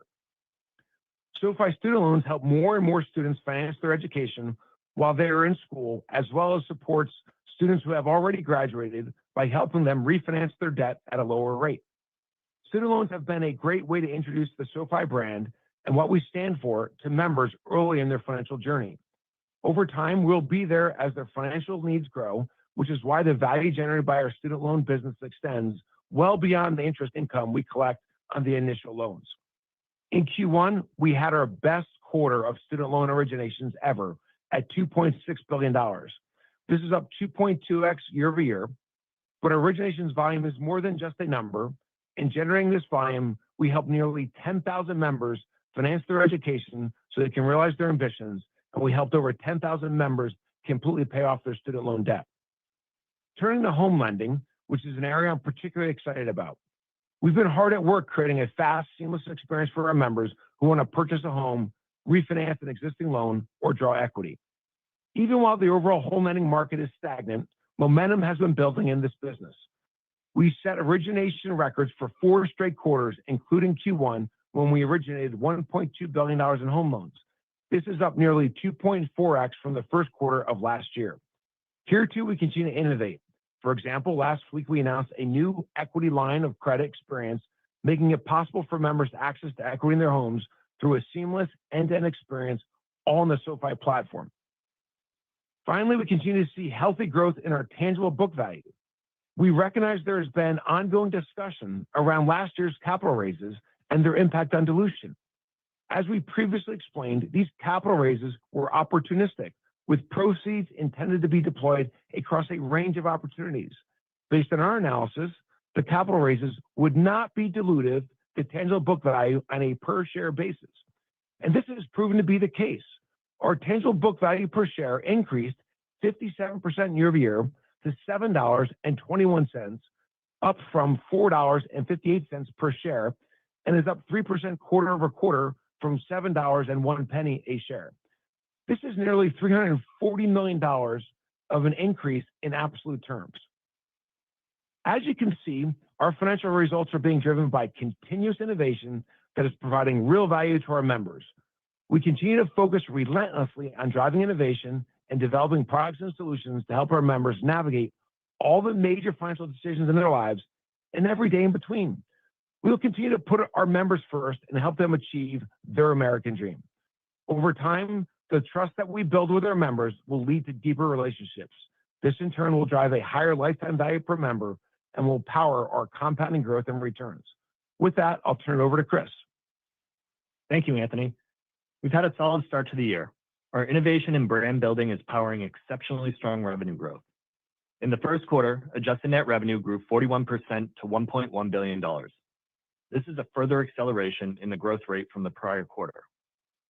Importantly, we generated $1.1 billion in cash revenue in Q1, which includes approximately $690 million from net interest income and approximately $390 million from interchange fees, brokerage fees, technology and loan platform fees, and loan origination fees. Cash is defined and accounted for the same universally, no matter what type of company it applies to. In the first quarter, these cash revenue streams were nearly equivalent to our total reported adjusted net revenue. This is the first time we have disclosed our cash revenue, as we think it's a helpful financial measure to consider given the different accounting treatments companies use. As we mentioned, it's our second consecutive quarter of more than $1 billion in cash revenue, but I would also note that 100% of our reported adjusted net revenue was cash revenue in both 2024 and 2025. This means that the scale and seasoning of the loans on our balance sheet has reached the point where the upfront non-cash premiums on new originations are being balanced by pull-to-par and other mark-to-market impacts on the existing portfolio, leaving the vast majority of our reported revenue being approximately equal to our cash revenue. We have consistently said that over the life of the loan, there's no difference between fair value accounting and cost accounting, and we are seeing that play out in our reported results. In addition to our strong revenue growth, we delivered strong profitability during the quarter. Adjusted EBITDA was $340 million, up 62% year-over-year at a margin of 31%. Net income was $167 million at a margin of 15%. Net income was up 2.3x year-over-year. And earnings per share was 12 cents, which was negatively impacted by 1 penny due to a decrease in discrete tax benefits related to employee stock compensation given share price movement between Q4 2025 and Q1 2026. At a constant share price quarter-over-quarter, EPS would have been 13 cents. This was our 10th consecutive profitable quarter. Turning now to our segment performance, starting with financial services. For the first quarter, financial services net revenue was $429 million, up 41% year-over-year. Contribution profit was $196 million, up 32% from last year, and contribution margin was 46%. Net interest income for this segment was $228 million, up 31% year-over-year, which was primarily driven by growth in member deposits. Non-interest income grew 55% to $201 million for the quarter. During the quarter, we continue to see healthy growth in interchange, up 54% year-over-year, driven by nearly $25 billion in total annualized spend across money and credit card. We also had record brokerage fee revenue, which more than doubled over the past year. In terms of our loan platform business, one of our key differentiators at SoFi is having both a very strong balance sheet and an established loan platform business, supported by a diverse set of partners that go well beyond private credit asset managers. In fact, during the quarter, we added $3.6 billion of new commitments with 3 new partners, including a leading global bank, a prominent insurance group, and a top 5 global private asset management firm. Our diversified model allows us to efficiently channel loan volume based on a number of factors, including borrower demand, capital levels, and credit risk, with a focus on maximizing risk-adjusted returns. Each channel we utilize provides benefits to our business. For example, our balance sheet lending generates stronger revenues over the life of the loan, whereas LPB generates capital-light fee income with no retained credit risk or loss share agreements. Having this optionality will allow us to generate more consistent growth through a variety of environments. Overall, during the first quarter, we saw exceptional demand from members, which is reflected in our record personal loan originations of $8.3 billion. Given our very strong capital ratios, we channeled nearly $5.4 billion of personal loans to our balance sheet and approximately $3 billion through our loan platform business. This deliberate decision resulted in lower LPB originations relative to the fourth quarter, although LPB originations were up 90% year-over-year. I would note that we had significant demand from LPB partners over and above what we decided to fulfill this quarter, but we did fill all demand from our contractual commitments and more. Turning to our tech platform business, where we delivered net revenue of $75 million in the first quarter, reflecting the exit of a large client who fully transitioned off our platform prior to year-end. Contribution profit was $12 million at a contribution margin of 16%. Turning to our lending segment performance, which was very strong during the quarter. In addition to record personal loan originations of $8.3 billion, we also saw record originations in student and home loans. Student loan originations were $2.6 billion, up 2.2x from the same period last year. Home loan originations were $1.2 billion, up 2.4x from the prior year. For Q1, adjusted net revenue for the segment was $629 million, up 53% from the same period last year. Contribution profit was $382 million, with a 61% contribution margin. These strong results were primarily driven by growth in net interest income, which increased 39% year-over-year to $500 million, and the balance of the growth came from loan origination fees, which were up 36% year-over-year, and home loan sales, which were up more than 2x year-over-year. Capital markets activity was strong in the first quarter. We sold or transferred through our loan platform business $3.8 billion of personal and home loans. In terms of home loan sales, we closed $765 million at a blended execution of 102.1%. Additionally, we sold $89 million of late-stage delinquent personal loans in line with prior quarters. In addition to our loan sales, we executed a $919 million securitization of loans originated on behalf of our partners through the loan platform business.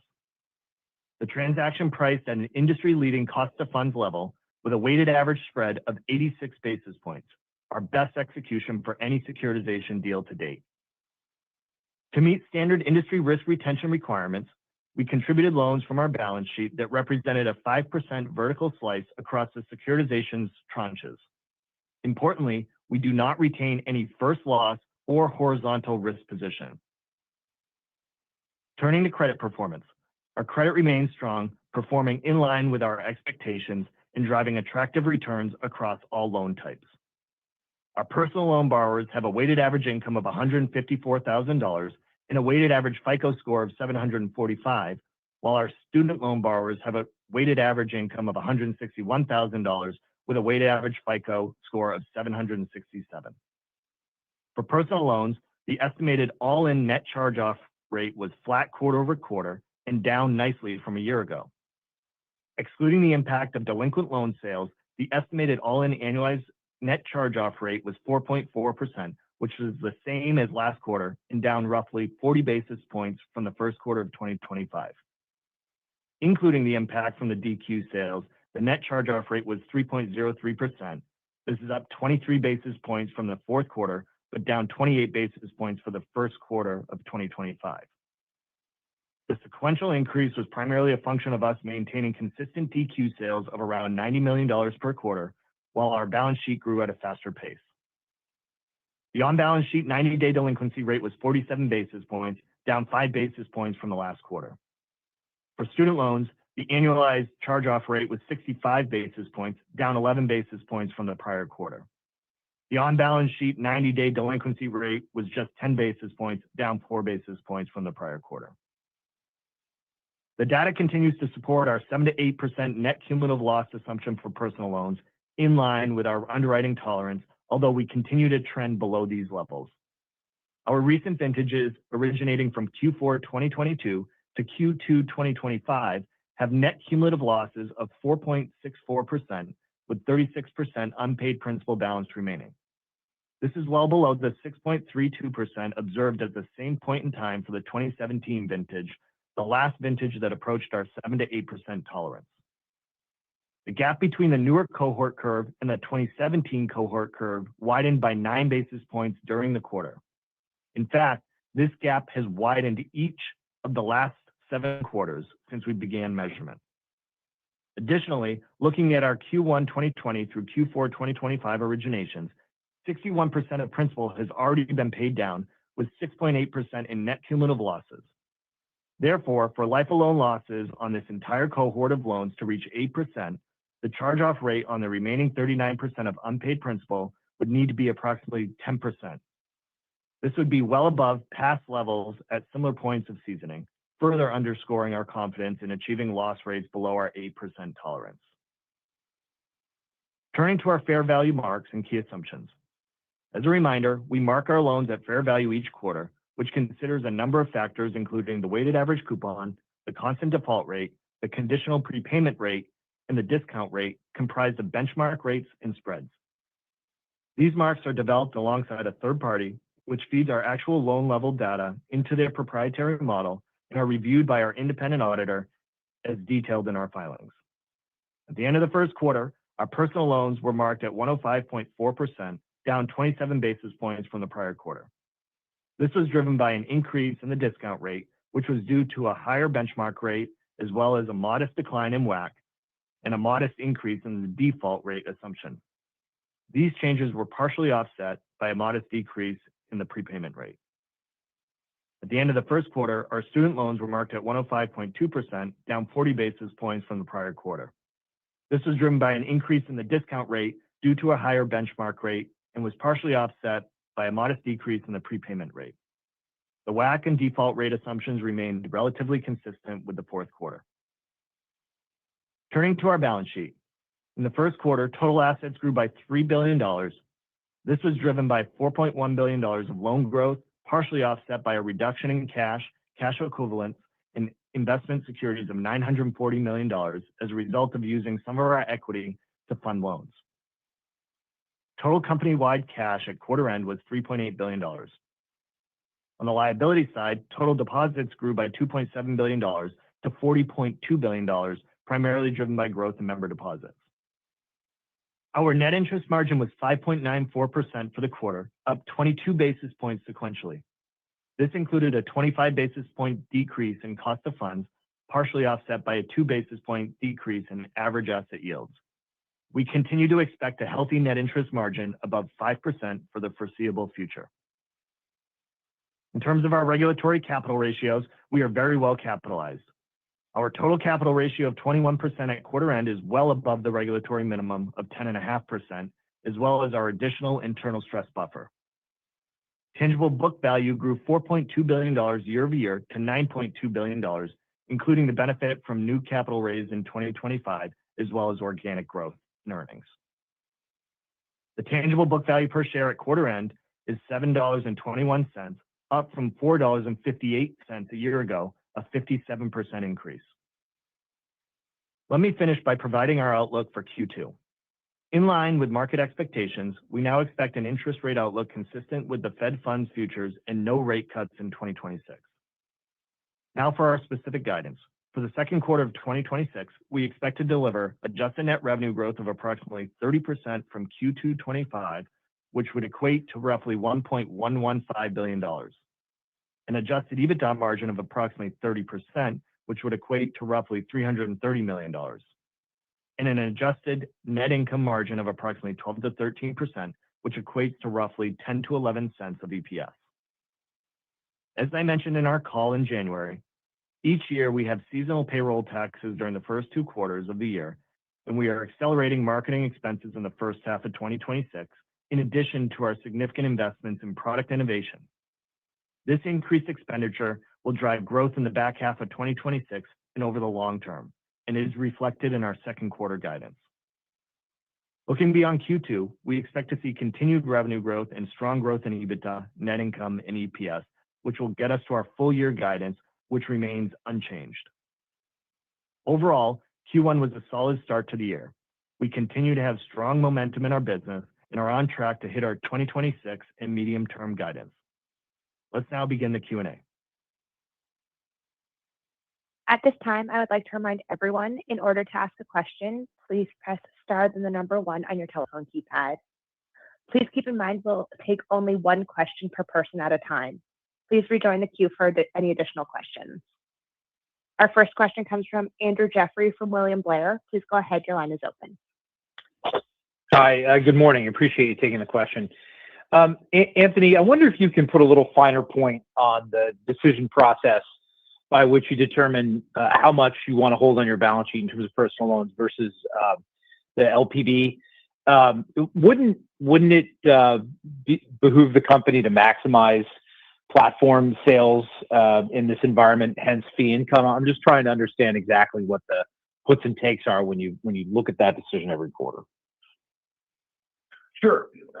Thank you for the question. We have a lot of optionality when it comes to thinking about how to deploy our capital and how to optimize revenue and profits. Our goal, as we say each quarter, is to drive durable revenue growth through innovation and branding, and to deliver strong returns. And so when we think about the 2 options, if we're going to put loans on our balance sheet, they obviously require capital, and they have credit risk, but they also have a revenue stream that lasts 2 to 3 years as it relates to personal loans.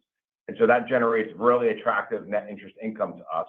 But obviously, there's a limit to how much we can put on our balance sheet based on our capital ratios and other risks that we're balancing. LPB revenue, on the other hand, doesn't require capital. We're basically producing on behalf of somebody else, and so it doesn't have retained credit risk, and it has the cash flow up front. And so we'll use those, those underlying factors as we think about the considerations. But what I said on the Q&A on the prepared remarks, and what I'd say here is the loan platform volume that we do is essentially the volume that we would not otherwise do for our balance sheet based on all the factors that I just considered. So putting less on our balance sheet may be a driver, and therefore we don't want to underwrite it, and we therefore do it with a loan platform business. Similarly, depending on what our revenue streams are a year from now, we want more NII in that period relative to cash flow in this period. Some people will raise the question about concerns about private credit. we're not really seeing any issues in our own performance, nor in the demand that we have for LPB revenue and loans from our partners.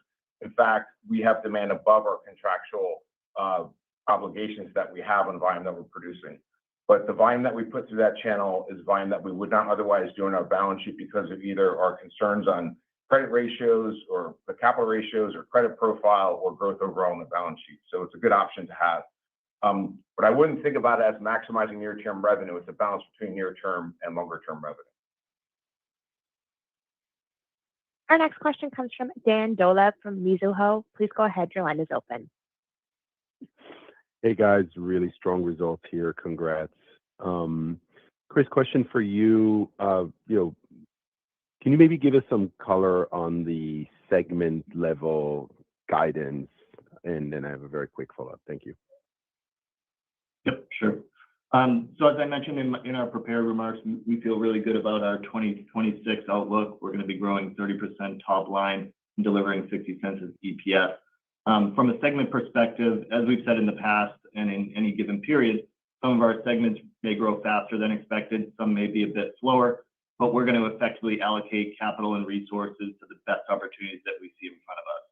Given the strong start that we've had to the year, we now expect lending adjusted net revenue growth of at least 30% for the full year of 2026. We expect our tech platform net revenue to be approximately $325 million for the full year. We continue to expect our financial services adjusted net revenue growth of at least 40%. And then we continue to expect corporate revenue to be in line with what we did in 2025.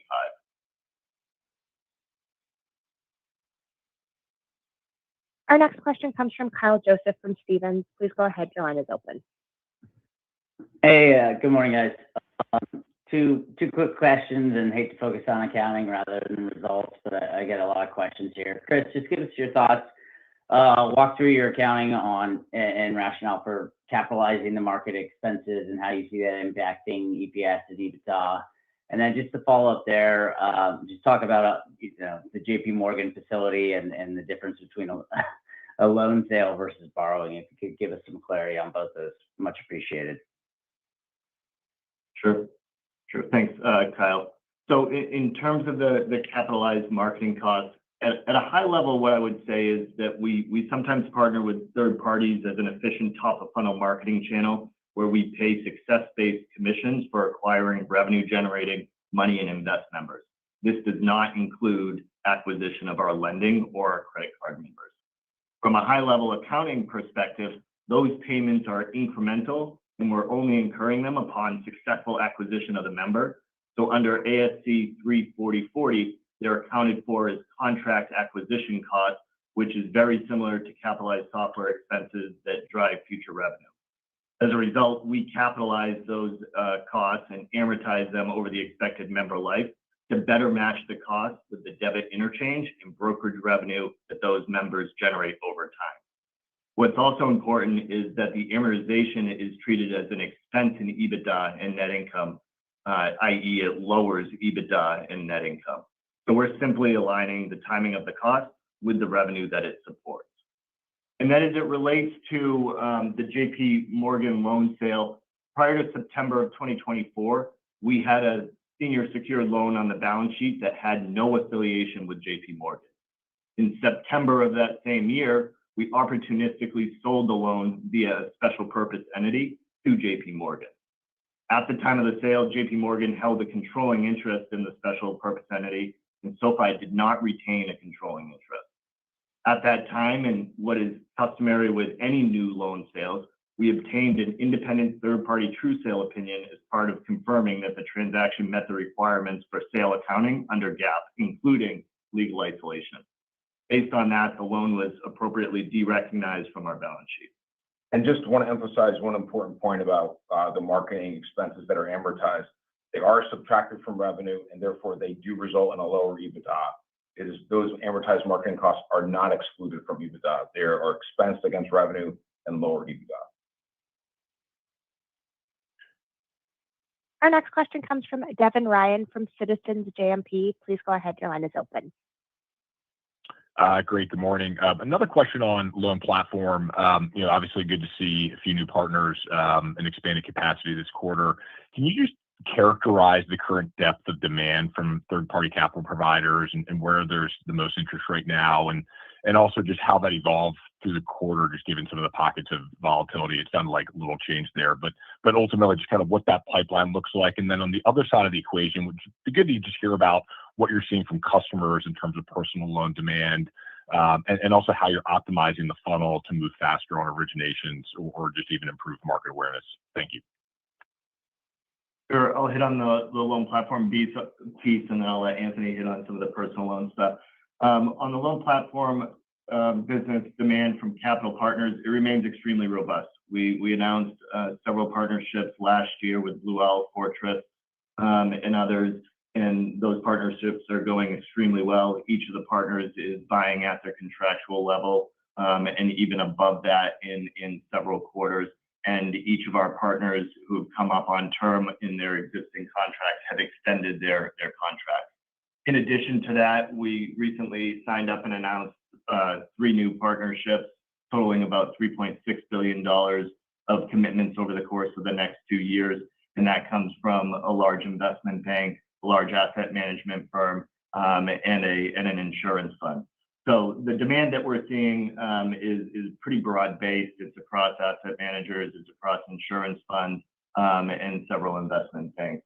We couldn't be happier with the demand that we're seeing. And as Anthony mentioned, it's a great situation to be in, to have the flexibility both on the balance sheet with the capital ratios that we have, as well as the demand that we're seeing from capital markets participants.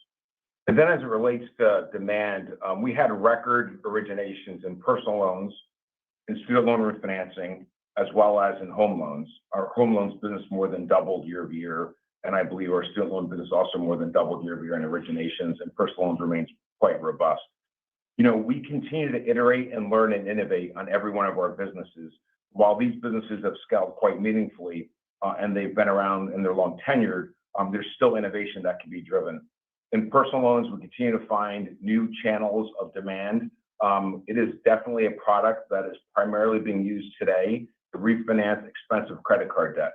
And so it's real savings with real amortization of expenses that help people get to a better point financially, and get to the point that they spend less than they make and invest the rest. So it's a really critical product for our members.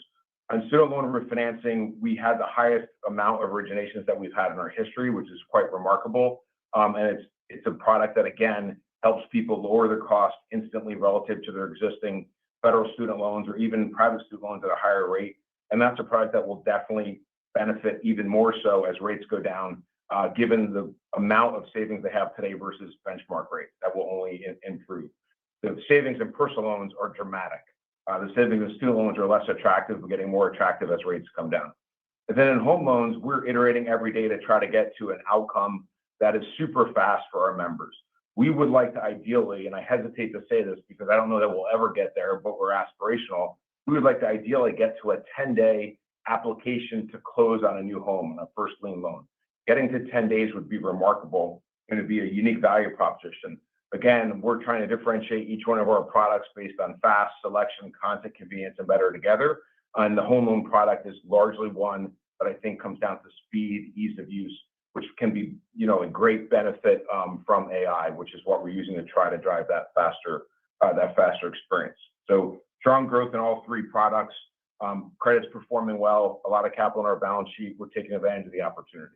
The only other thing I would add, going back to the Loan Platform business point, and what's driving some of the demand that we're seeing from capital markets participants, is just this flight to quality situation that we're seeing. We're constantly hearing from our partners that they're really pleased with the execution that they're getting on our loans, particularly with the resecuritizations that we're doing. We just did a securitization in January that was upsized, and we were able to achieve the best spread that we've ever been able to achieve on one of our securitizations. So I think that's also what's driving some of the demand that we're seeing in the market. Our next question comes from John Hecht from Jefferies. Please go ahead. Your line is open. Thanks, guys, for the commentary, especially on the cash-based revenue. Um, First question is, you guys have very good momentum and new member additions. I think it was like 1.1 million, which was a record this quarter. What channels are you getting these from, and are there any changing characteristics of the new members now relative to, say, a couple years ago? The characteristics of our member acquisition are in line with where they've been historically. Each business has an individual marketing plan that benefits from different channels. The lending business has historically been one that relies on legacy channels such as direct mail, but it is heavily influenced by affiliate partnerships. Our SoFi Money product is a broad-based digital strategy that we leverage to drive good marketing efficiencies. Our brokerage business continues to benefit from broader selection in IPOs, alternative assets, private offerings, in addition to single stocks without commissions or robo accounts in our ETFs. And that, again, is really an affiliate and digital marketing channel acquisition product. Crypto is the new kid on the street, and we're developing new opportunities for marketing there.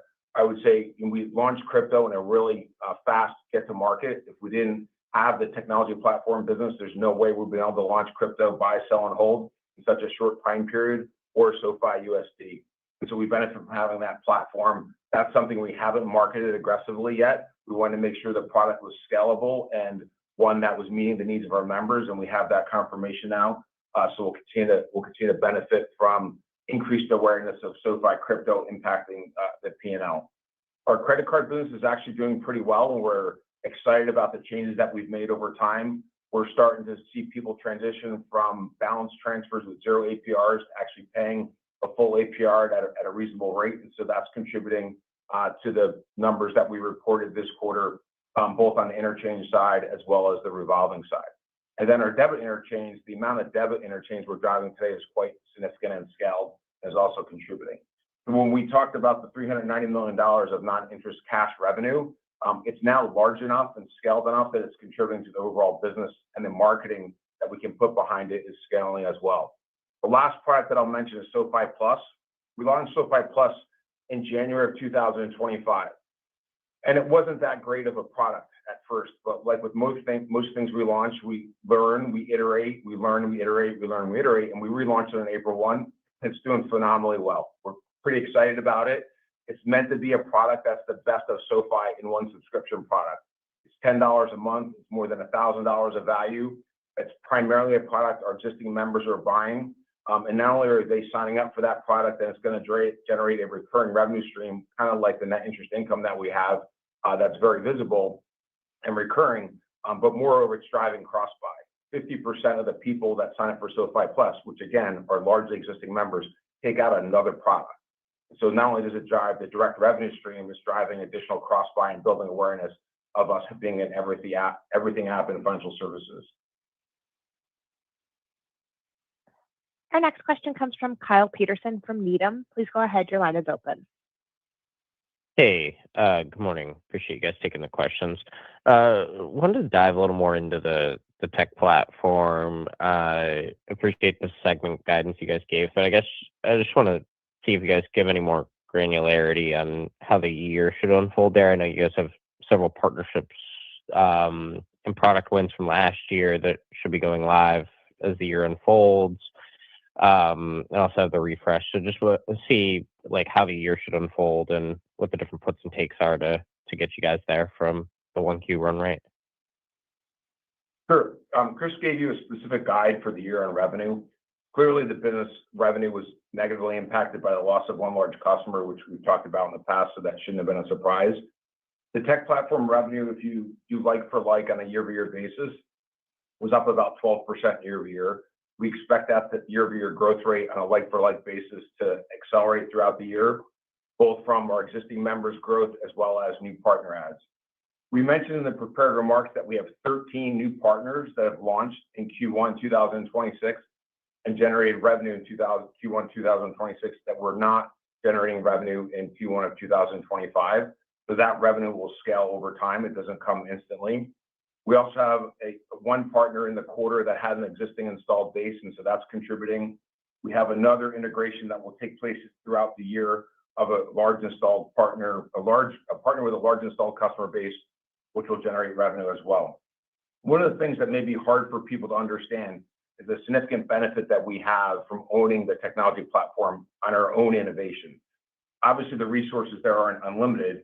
We made the decision last year to build out crypto buy, sell, and hold, made the decision to launch SoFi USD. Those products are launched and they'll start to generate revenue in 2026. That'll be incremental, but they definitely used resources that would otherwise be used for other partners and other services. We're excited about the strategy that we have in SoFi Technology Solutions and the 4 areas being processing, core banking and ledgers, payment hub, as well as risk platform. And that go-to-market against those 4 products will help us build good sustained growth. And our objective is to get back to 20 to 25% compounding growth over the years to come. This is obviously a year in which revenue is going to be disappointing because of the loss of that large customer, but we'll try to continue to outperform it and deliver on the numbers that Chris shared with you earlier. Our next question comes from Pete Christensen from Citi. Please go ahead. Your line is open. Good morning. Thanks for the question. Anthony, I'm just curious how you're thinking about where we are in the credit cycle generally. Obviously, credit performance was pretty good this quarter, with the backdrop of certainly higher tax refunds this year. I guess there's some perception that some underlying data that's pointing to things could get a little bit more challenging later this year, given geopolitical macro stress. Just curious on how you're planning business around some of these perceptions. Thank you. Yeah, credit performance has been strong as we reported. We have a early warning dashboard that looks across a number of macro and microeconomic factors in the performance of our own loans as well. And if that turns yellow and then red, we reduce the tiers that we're willing to underwrite. We're not in that situation in any way, shape, or form. The current loans are performing well. The macro is also continuing to perform well. And not only are we seeing the strong trends in our own loans across the 3 that we operate in, we're also seeing strong demand from loan platform business buyers and otherwise more broadly. We have a lot of capital on the balance sheet. We have the flexibility to meet the demand from the consumers. So you have the combination of strong demand from consumers plus strong performance in credit and adequate capital. We'd be nuts not to be able to meet that demand and hold some of it on our balance sheet and continue to generate increasing net interest income. As Chris talked about, we had $690 million of cash net interest income, and we want to continue to grow that. It's a great baseline of revenue that allows us to invest aggressively because it's super profitable in these other areas, which helps build up the other revenue stream, which is the non-interest cash revenue of $390 million. And for those that aren't familiar, that $390 million reported in the quarter represents the interchange from debit and credit cards. It represents the fees from loan platform business, our technology revenue, our brokerage revenue, and our referral fee revenue, as well as origination fees that consumers pay us. And it's a cash number. And our last question today will come from Don Fandetti from Wells Fargo. Please go ahead. Your line is open. Hi, good morning. Home lending, is obviously a large market, and you've had some growth there. Would you consider doing anything on the acquisition side, sort of building on what you've done in the past? And if not here, where would you look for potential acquisitions? The M&A market is very vibrant. There's a lot of assets for sale. We're remaining disciplined and looking for things that can help us accelerate strategically. We feel like we've done the right acquisitions in home loans, that's not an area that we're currently focused on. It's really driving organic growth and continue to optimize the operation to quickly meet our members' needs. We're still investing a lot in home loans. As I mentioned, the business more than doubles from origination standpoint year over year. So we're doing a much better job meeting the needs of our members. As it relates to M&A more broadly, I would say we're prioritizing things tied specifically to SoFi Technology Solutions, the technology platform business. We've talked about the fact that we'd like to have revolving credit processing as well as a core tied to that. As we mentioned in the prepared remarks, on July 1, we will launch SoFi Bank on a new modern core as well as Ledger, and that will unlock a lot of other capabilities that we'll bring to our partners. including simultaneously launching big business banking with an API format and an exchange network for fiat and cryptocurrencies. And so the areas that we would probably prioritize from an M&A standpoint are really in the technology space, specifically revolving credit, as well as crypto and blockchain services. We want to build out the same infrastructure services that we have in fiat and crypto. So staking as a service, stablecoins as a service, wallet as a service, et cetera. Great. Thank you all. Thank you all for joining today. I want to end with a closing remark. If you've taken anything away from today's call, please take away these key points. Our strategy and execution continue to be unmatched by any company I can think of at our scale and put SoFi in a class of one. We've achieved 18 consecutive quarters of exceeding the rule of 40, or exceeding it again this quarter at 72, with 41% revenue growth and 31% EBITDA margins. When other companies are stumbling, our revenue growth is accelerating. Most importantly, we generated more than $1 billion in cash revenue, with $690 million in cash net interest income paid to us by our members, and $390 million in cash revenue from debit and credit card interchange revenue, tech platform revenue, brokerage revenue, LPB revenue, referral revenue, and origination fees. These non-lending businesses, which do not require capital and are lower risk, were in their infancy only a few years ago. But now they have reached the critical scale to meaningfully contribute to overall growth and profitability for years to come. Our focus remains on executing to ensure we're iterating, learning, and innovating like never before to generate escape velocity in delivering on our mission for our members. Our goal is to have the greatest impact on our members of any company in the world, and in doing so, we will be the winner that takes the most in driving value for our shareholders. Thank you for joining us today, and we look forward to seeing you next quarter. Goodbye. This concludes today's conference call. You may now disconnect.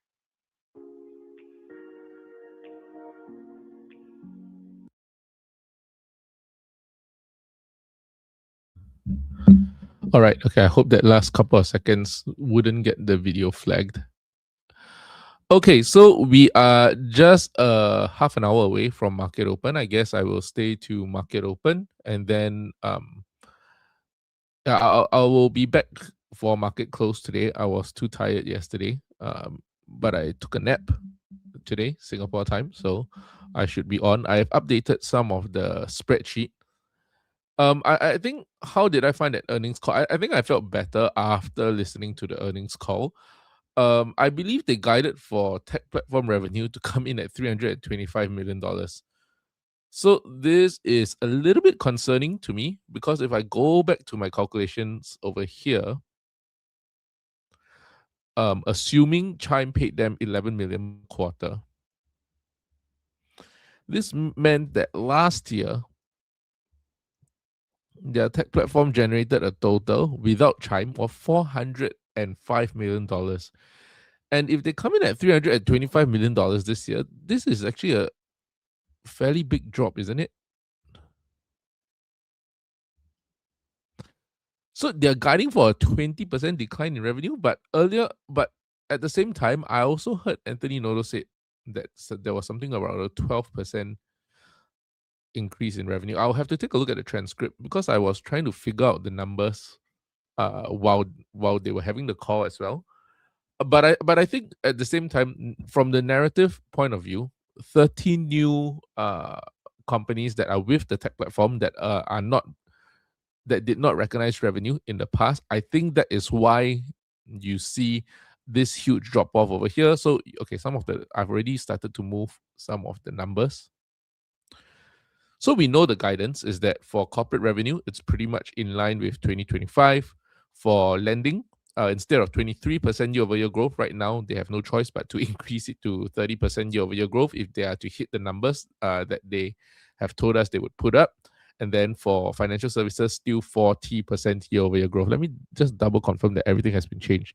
Lending revenue, financial services revenue, tech platform revenue. Yes, everything is updated. I should move this so I do not confuse you guys with the Q2 numbers over here. Shape, no line. All right.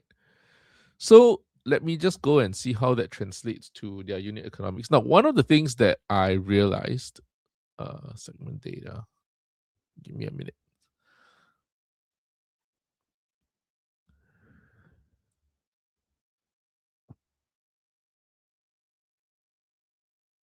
Okay, fantastic. Okay, so everything is fine. Okay, so you can see there is a very big change in terms of SoFi's business. So what we are seeing right now might be a slight inflection point of what to expect for 2026. I'm not very sure. Now, I'm just going to very quickly bring us through the numbers, okay, and talk you through some of my initial thoughts from the earnings call as well as SoFi's entire earnings. Now, so starting from the most important number, total members came in at 14.9 million, which means we have added around 1.05 million net new members. This is actually very close to what our own projections were. We were projecting around 1.065 million net new members. So net new members basically grew around 7.8% quarter over quarter. We have already said that, this is a number that they have been able to navigate pretty well, and they have shown that they have a very strong control over how much members that they can grow.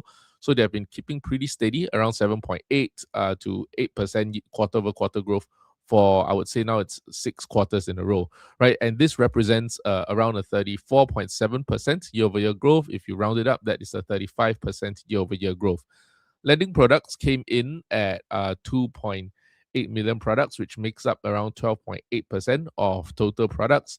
Financial services, 19.3 million products. Total number of products, 22.159 million. So this is actually, I would say, around 400,000 more products than I expected, because we were expecting around 21.7 million products. This represents a year-over-year growth of 39% for products, and this is incredibly strong, because what that means is that we are seeing products per member increase to 1.51.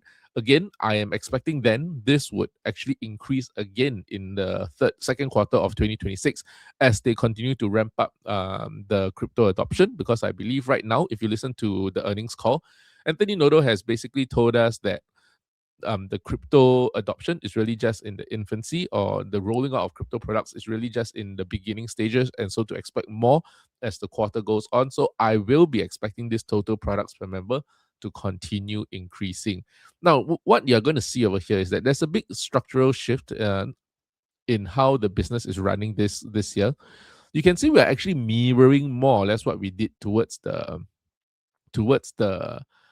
back half of 2024, when the loan platform business first got introduced. We are doing around $220 of lending revenue per product and $22 of financial services revenue per product. Now, the main reason for this is that because they have raised a lot of capital, they have a lot of excess capital on the balance sheet, and they did not want the capital to just be sitting on the balance sheet and doing nothing.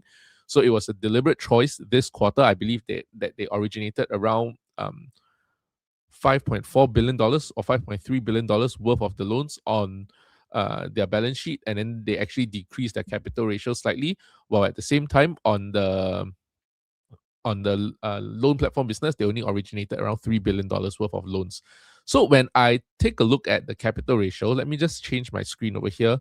You can see that actually their capital ratio, yes, although it has declined, they still have a lot of space to continue lending out. So if I take a look at the capital ratios, I'm just going to show you this tab first. Now, this tab represents the capital ratios on 31st December 2025. You can see here the total risk-based capital is at 22.9%. Now, after moving $5 billion of loans onto their balance sheet, you can see that in the first quarter of 2026, let me just find capital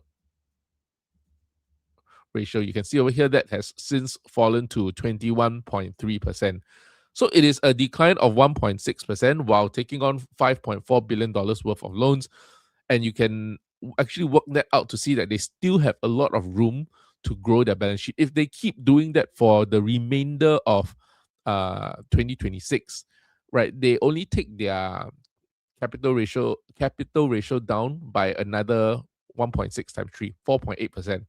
So 4.8%, if you take 21.3 minus 4.8%, they are still going to be at 16.5% capital ratio, which is extremely safe, given that I think JP Morgan is also around at 16.5% capital ratio, and the minimum required is around 10%. So I think they're in a fantastic position when it comes to lending.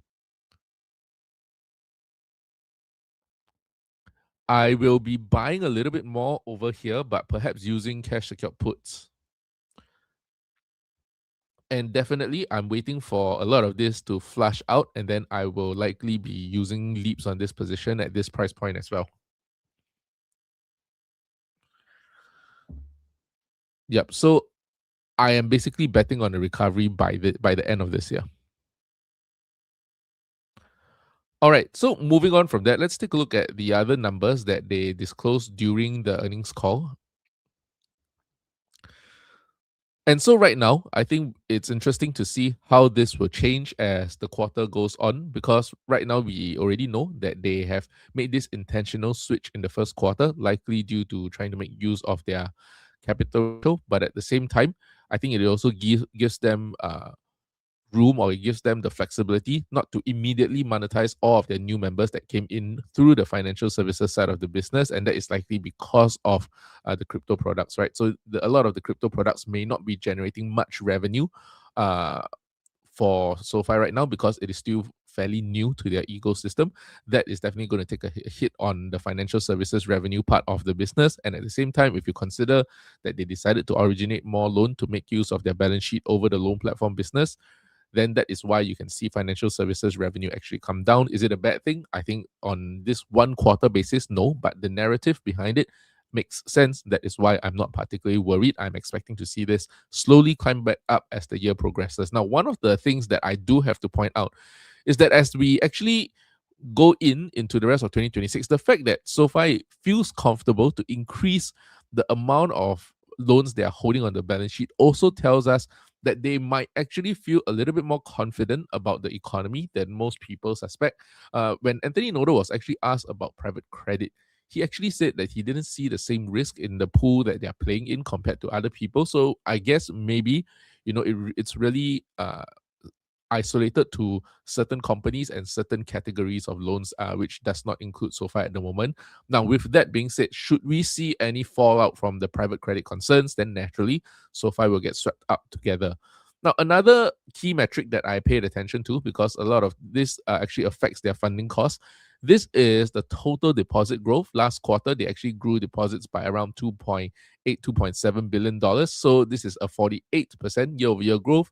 Deposits per member came down slightly, around $2,733, but this is only natural as you get new members into the platform. As the member growth increases, right, naturally the deposits per member starts to come down because newer members bring a lower amount of deposits into the platform at the start.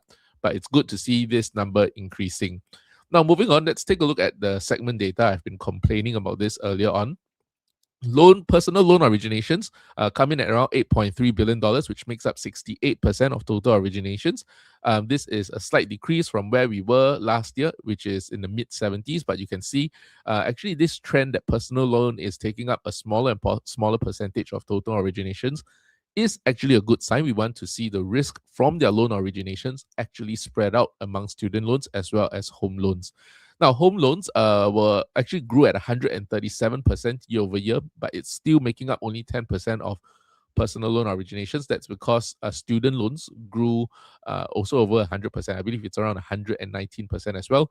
But you can see that in terms of percentage of total originations, there is a huge increase over here. Student loans last quarter made up only 17.7%, and right now they have increased by around 4%, making up 21.5% of total originations.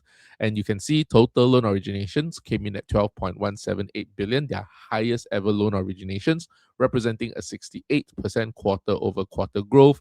And total originations per member came in at $828.14. And this led to adjusted net revenue from lending at $629 million, which is a 52.6% year-over-year growth.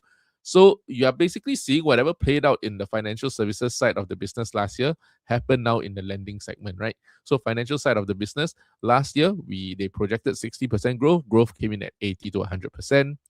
Lending revenue, they projected 23% growth in Q4 2025. But I think with the difficulty that they're having to scale the tech platform, they have decided that they have no choice but to increase their pace of lending. Because of that, you can see that they can do it in a very safe manner because we have just explored their capital ratio, and that has led to a 52.6% year-over-year growth in lending. And this actually makes up 5.2% of total loan originations, right? So this is how we usually project their lending revenue, as well as using lending revenue per product.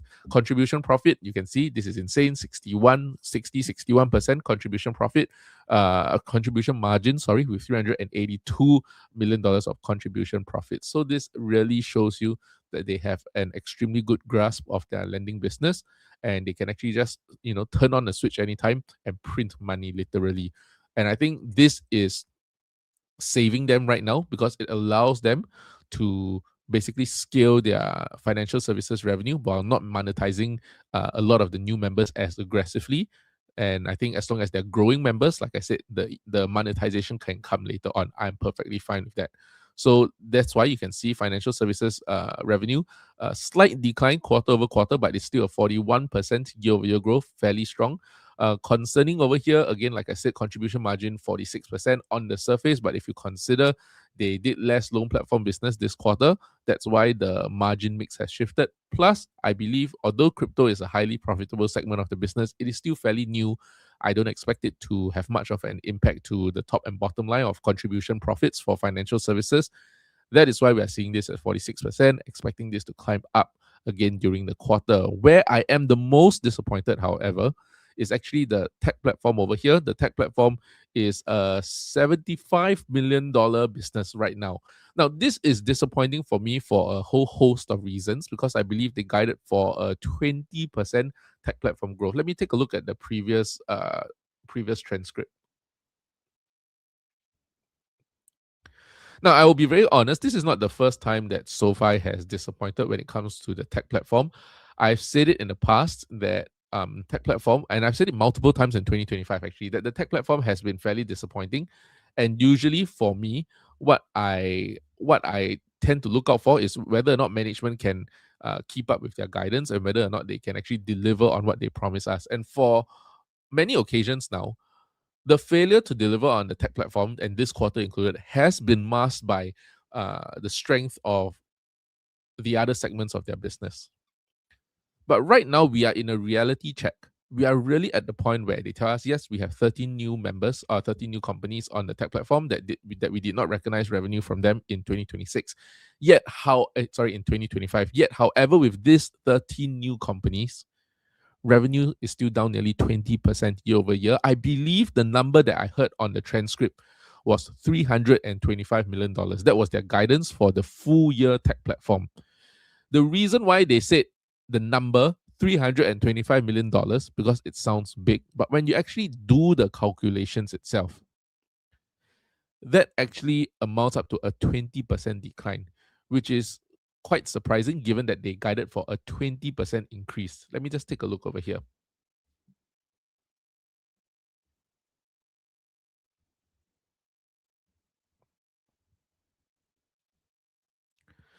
So I just want to confirm this for you in the fiscal AI page. I believe Chris Lapointe said something about. Let me see whether I can find it.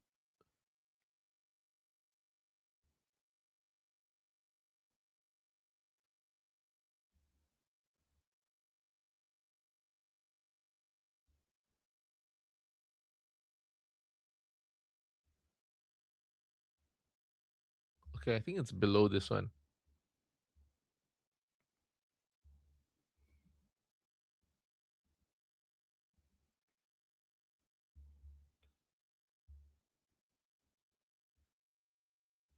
Okay, so you can see over here, Anthony Noto said, so as it relates to the outlook that Chris mentioned, he said 20% growth for the tech platform, apples to apples, without the large customer in both years. And this large customer is referring to Chime, right?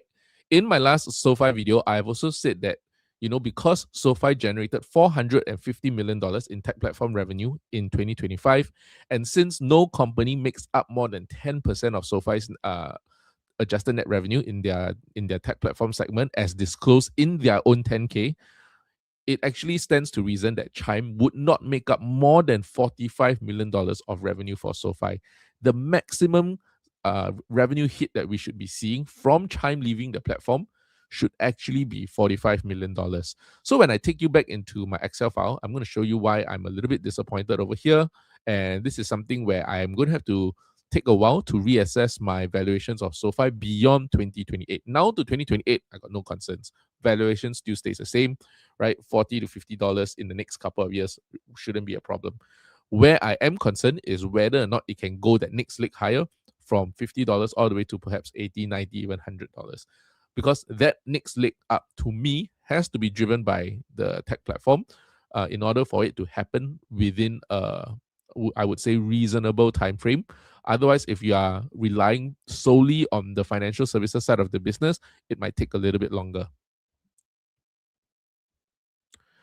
I might try to send an email to their investor relations. Do they reply to people outside of the? I'm not very sure about that, but I'll try.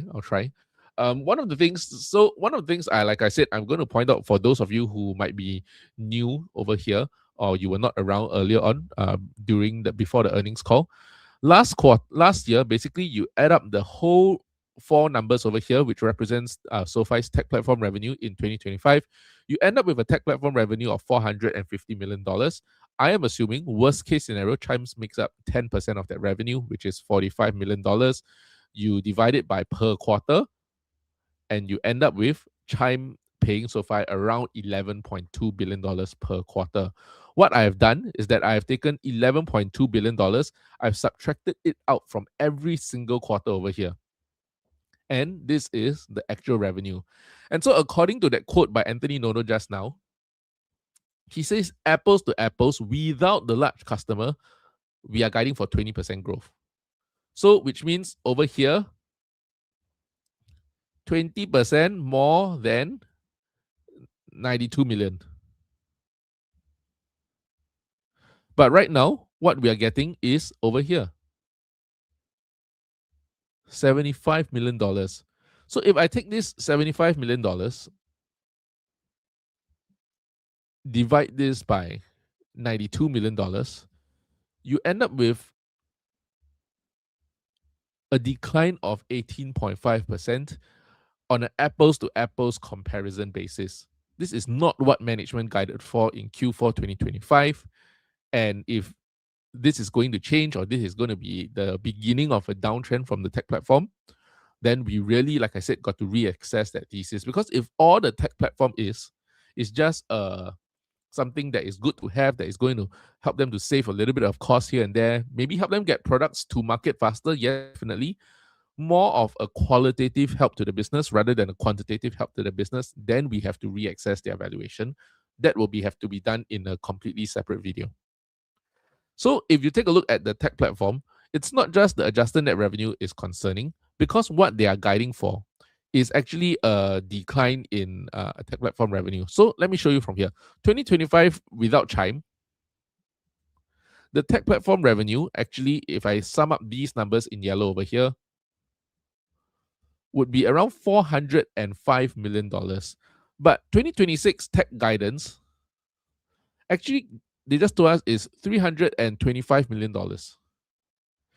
So actually, the growth rate, when you actually count the two, you take 325 divided by 405 and then you minus 1, you end up with a negative growth of 19.7, okay, 20%. So you can understand why I'm a little bit pissed off. Like last quarter, I expected a 20% growth. If you had delivered 15%, fine, I can get it. Scaling takes time. But to say that you have added 13 new members to the tech platform, yet at the same time slow down growth by 20% after guiding for a 20% growth, this shows me that you really do not know what the heck is happening in the tech platform. Now, the only saving grace for us is that they did tell us this is really the last saving grace. And I will be very honest, if someone listens to this and tell me that I am grasping at straws, I can totally understand that perspective, okay? But I still have to say it so that at least I give a more balanced approach, balanced view to whatever that is happening in the tech platform. If I go into their earnings over here, you can see that they tell us that in 2026, in 2026, we will be launching a new unified brand, SoFi Technology Solutions, offering enterprise client products and services across a total of 4 platform businesses: processing, banking, call ledgers and services, payments, risk and fraud. Now, they did talk about it in the earnings call, and each of these segments have their own individual businesses, and they have already reached out to a couple of businesses, and now the pipeline, they tell us, is healthy. Right? Previously, this was not a kind of verbiage that they use. Right now, they tell us the pipeline is healthy, and they're also hoping to merge this together with what allows all these big businesses to go out and adopt stable coins. Now, that can be a totally new revenue driver, but right now, all of this is pinned on one word: hope. And if you have that perspective, I totally respect that. I understand why you might think that way. I'm not arguing that their tech platform will be any sort of savior for the business. I'm giving you the bull case for the tech platform is that this plays out. Tech platform revenue does deliver 20% year-over-year growth on an aggregate basis, on an apples to apples comparison. Bull case, right? Personally, if they just do not lose 20% year-over-year growth, if they come in flat at $405 million, I will be actually very, very happy. Okay, so if I go back into the Excel spreadsheet over here, if we are expecting a 20% growth, that would mean that we would need tech platform revenue to come in at $486 million. Now, if you think that they have basically generated $75 million of tech platform revenue, this means that they still need to generate $411 million of tech platform revenue in the next 3 quarters. You divide this number by 3, this would mean that tech platform revenue need to come in at $137 million in the next 3 quarters. To me, highly, highly unlikely. So they are not going to be growing their tech platform revenue at 20%. If the tech platform revenue grows at 20% year over year, by the end of 2026, I don't know what can I bet you guys, but I will bet you guys, I will think of a forfeit, okay? I will happily do a forfeit for you guys if that happens. Hi Lawrence. Yes, I will be streaming again. I will be on for Powell, and I will be on for the big company earnings yesterday. Because yesterday I had a full day and then I did not take a nap, and then I still went to gym after the market open stream. So I completely crashed out. But today I have already taken my nap. I will still go for a short session at the gym later on and come back, take a second nap, and then I will be on again for the earnings. All right. So with this part of the tech platform accounted for, one of the other concerns I have is the revenue per Galileo account. Naturally, I think that as the newer customers start to deepen their relationship with SoFi, this will start to increase. What we are seeing right now, to me, is pretty confusing. Management is saying very bullish things about the tech platform, but the numbers are not showing me that. And to me, I believe the numbers more than I believe what management says. That's why in nearly every video I record, I always say potential is a dangerous word. And this is exactly what I mean. You can tell when management is, I would say, at this point in time, spouting nonsense when the numbers do not add up. And it is not just for one quarter that the number does not add up. It has been for multiple quarters. Right now, we are seeing some recovery in terms of the net new accounts. We are seeing 4.4 million net new accounts added. Nowhere near what we were doing previously. We were at around 7 to 8 million net new accounts. And that, even at that point in time, that was considered slow down. So 4.4 million net new accounts is really nothing fantastic, but at least we are not seeing negative figures right now. This has to scale, and this has to scale fast. If this does not, I've already said last year, I'm going to give it until 2026 before I make a decision. And my decision right now, initially, just basically back of the napkin math, if initially I was expecting to hold 50% of my SoFi position all the way until $80, now perhaps I'm only willing to hold 20% of my SoFi position all the way until $80 because I think it's going to take a longer time to reach $80 without the tech platform. And then that might be opportunity cost. So that is where I'm thinking right now. Now, I have no problems with the near-term targets of $35, $45. I think those will be hit pretty easily, even without the tech platform. If you do the math, those can be hit extremely easily. They have so much space. Sorry. Those can be hit pretty easily because they have so much space to grow their lending business, their financial services business. Right now, they have moderated it to restart their lending business growth. That is perfectly fine. As they grow both of these business together, they can very, very easily hit $35 to $45 per share if they are just a fast growing bank. If they're going to be more than a fast growing bank, they need the tech platform. There's no if, ands, and buts around this.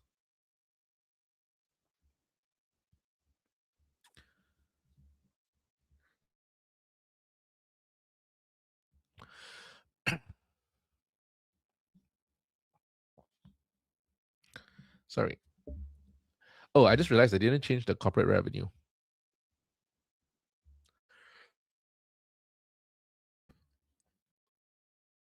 Let me see what is corporate revenue.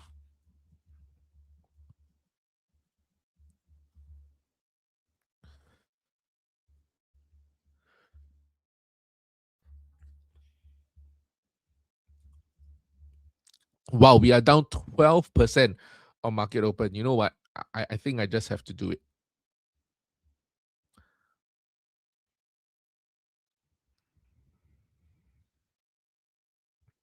Okay, I have bought another 100 SoFi shares on the main account at $16.15.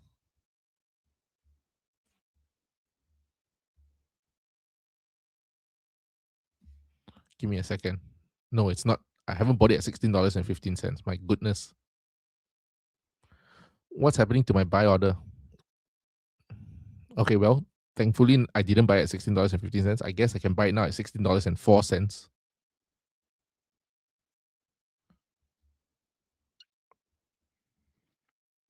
You know what? Let's just make it $200. 200 shares of SoFi at $16. Let's go. And I just executing it at market price. So let's just see.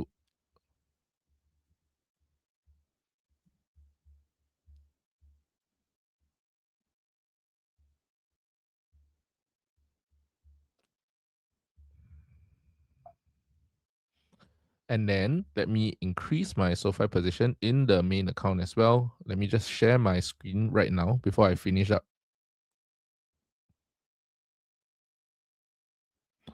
It is a big down day, but I think thankfully, and you know what? Even with such a big down day, we are still doing better than the S&P 500. That tells you something about the portfolio.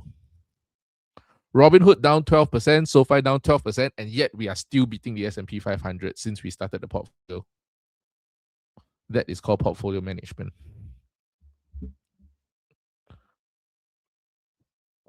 Because the portfolio value is still at 106,000 and S&P is only up, I believe, around 2% or so since March 2nd, where we started this portfolio. So I'm all good. Like literally everything is down. SoFi down 12%, Bitmine down 1.7%. I saw Tanner's video about Bitmine potentially diluting shareholders. I did my own math, and I used Claude to help me. So basically, what I did, I can show you guys. What I did is I actually took specific screenshots of the price of Ethereum and Bitmine on every day during the week of 13th of April. So if you take a look at so I went into TradingView. I took like individual screenshots like this, day by day. So you can see this is basically the day of 15th of April. And this is the price of Ethereum. And there are certain lines over here. So what I did is that rather than go and do the whole calculations myself, I had 5 screenshots of Ethereum. I told Claude, based on these screenshots, find the top and bottom price of Ethereum during the trading day, right? And then I did the same for Bitmine. And basically, I worked out how often was Bitmine trading above a 1 times MNAV. Now, depending on your assumptions for the calculations over here, you end up with anywhere between 25 to 30% of the time that Bitmine was above a 1 times MNAV. And if they do add the money raisers to go out to buy, and buy Ethereum, what you actually realize is that for a lot of these companies that do add the money raisers, they are not able to dilute by more than 10 to 15%, maximum around 20% of the entire day's float. And so with Bitmine being the 117th most traded stock that week, I believe they can actually pretty easily get to around $600 million raised without diluting shareholders, just based on that 30% of the time that they were trading above a 1 times MNAV. So it is not necessarily the case that they have diluted shareholders below a 1 times MNAV. That's only if you are using very rough numbers. But if you take the top and bottom, 30% of the time, the price of Bitmine was actually above 1 times MNAV throughout that week.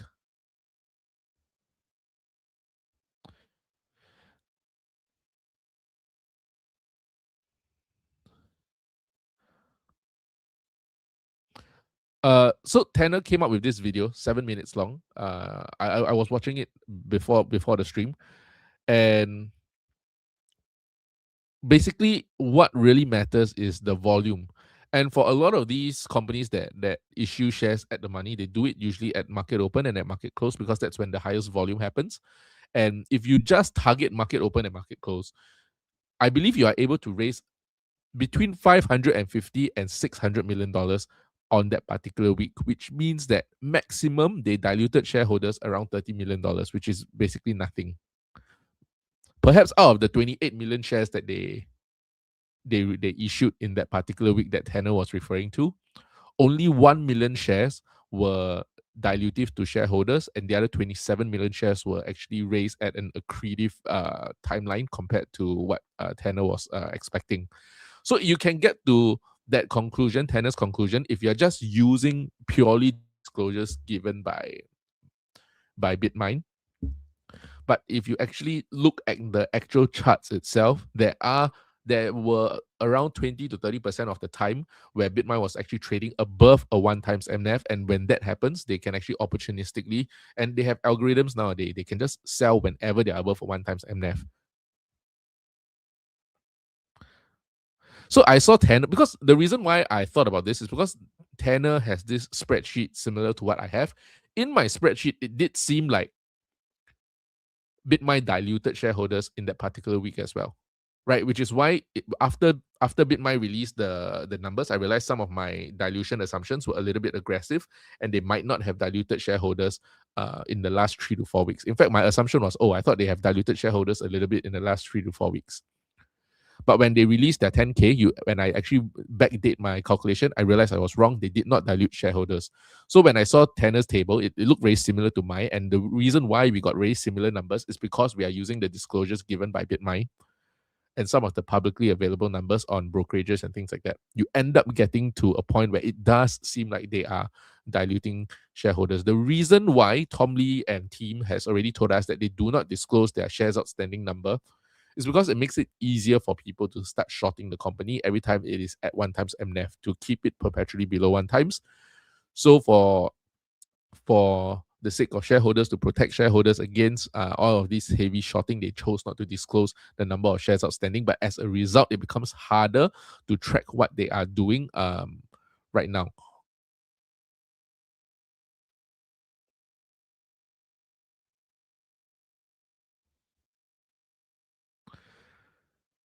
So that's why when I realized, when we're using the average numbers, it does seem the case.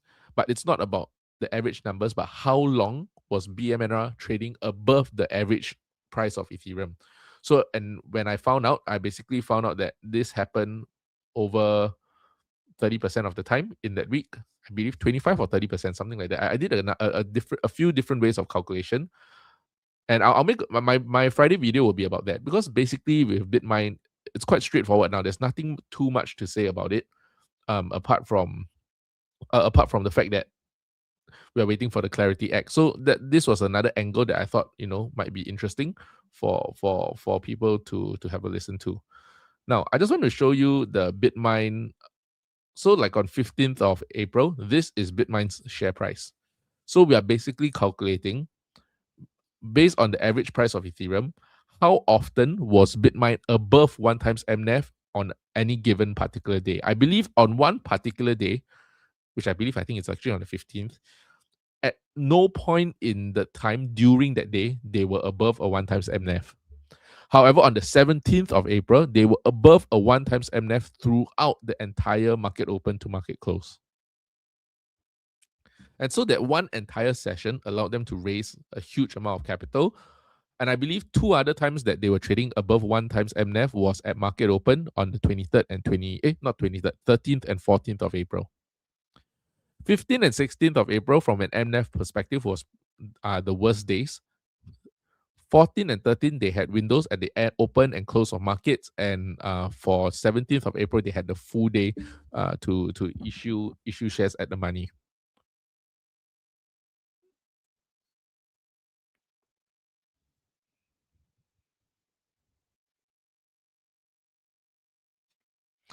I actually do have a video on MSTR. I actually broke down their loans. I can't remember where I did it. It's bundled in together with one of my BMNR videos when I was talking about convertible debt as well as preferred shares and STRC, STRK, and things like that. So I actually did break it down. I will try and leave a link down below. But I think that for me, I would prefer to invest in a company without the different layers of debt.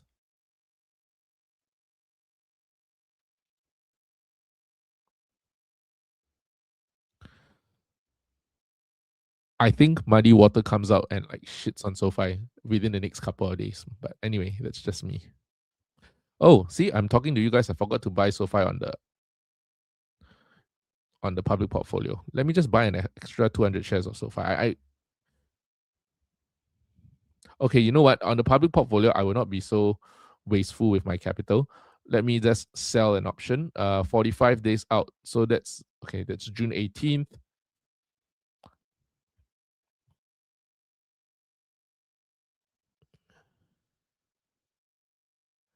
I believe 1450 should hold, right? 1450.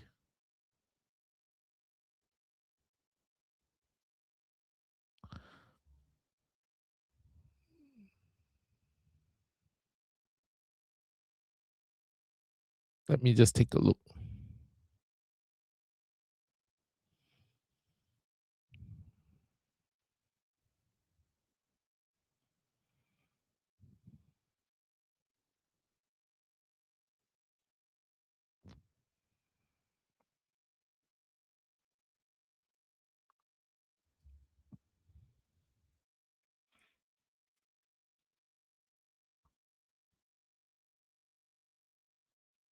My covered calls on SoFi are printing, definitely. Now I'm just thinking whether or not I want to sell $14 cash account puts on SoFi in the public account.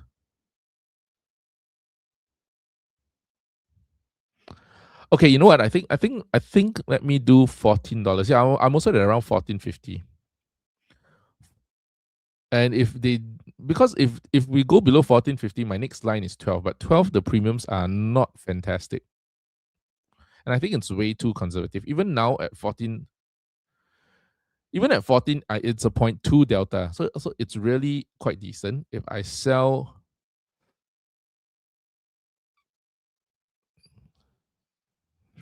let me count. What's Zeta doing today? Zeta is up. That's fine. All right. Let's just do 5 cash account puts. Take it up to a 2,000 share position.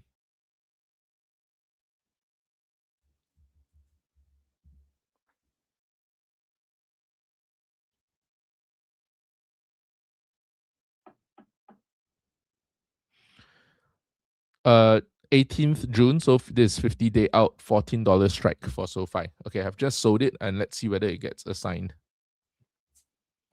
Usually I do 45 days out, so the closest I could get was 18th of June over here. Oh, seems like they got assigned. Fantastic. Let's see, SoFi. So my covered calls over here are doing pretty well, obviously. $21 covered calls, they were red yesterday. Now they are very much in the green. What I'm thinking is once SoFi bounces back to $18, that's when I'll sell another covered call all the way at 18th of June. I got no hurry to close my current one on the 29th of March, 29th of May. But if I can sell another one out on 18th of June, that would be fantastic. 18th of June, covered call on SoFi. Yeah, everything is down pretty significantly today, but you could get $24 covered calls at 14 cents, which doesn't really make sense to me. So it's a $10 spread over there.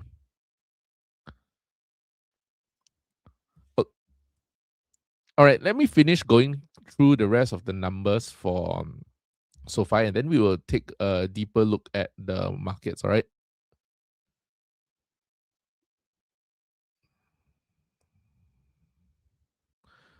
Okay, so jumping back into the SoFi spreadsheet. So that has been the segment data. Let me just double confirm the corporate revenue.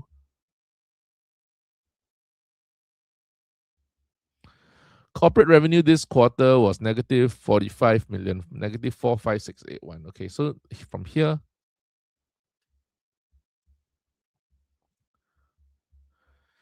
so you can see once we have put together all the revenues from the lending segment, the financial services segment, and the tech platform, with corporate revenue at negative $45 million, this brings us to a total adjusted net revenue of 1.087 million, which is a 41% year-over-year growth. Now, moving on into the quarterly numbers, this is basically where we assess the profitability. Adjusted EBITDA came in at $339 million, basically $39 million above their expectations. And net income came in at $166 million, slightly above their projections of $160 million. And this worked out to be an earnings per share of around 12.3 cents. Now, you can actually see why Chris Lapointe, during the earnings call, he actually said that because of stock-based compensation, which triggered some one-time taxable event that actually decreased or negatively impacted the EPS by around a penny, which is 1 cent, and that would have brought us to around 13.3 cents of EPS, right? Which is actually very close to what we projected. We projected around 13.4 cents of EPS. So without that taxable event, we would have been right on the money. But I think one of the things to point out is that the total number of shares outstanding actually only came in at 1.355 million. And so for the first time in quite a while, we are seeing the dilution on a quarter-over-quarter basis actually start to slow down to 0.7%, sorry. So with this, definitely Rule of 40 so far is doing well. And on an incremental margins basis, what we are seeing is that in terms of adjusted EBITDA, they are operating at a 41% incremental EBITDA margins over here, which is pretty much what they have been doing. I think we are just assuming around 41, 42%, which is how we got to the numbers that we got earlier on. So we are slightly down on this. In terms of incremental net income margins, you can see based on last year, the only thing that we can go on is based on last year because sometimes they have been rather erratic with this in the past.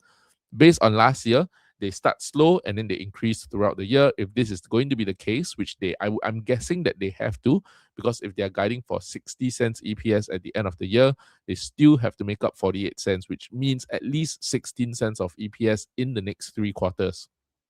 If that is the case, they have to start ramping this up to above 30%. And then I think that is where we start to see the stock price move along with the fundamentals of the company. Right now, gain on those sales, I'll update this when we get the 10Q. But I think one thing I want to point out is their marketing spend came in at $335 million. This is only 30.8% of overall revenue.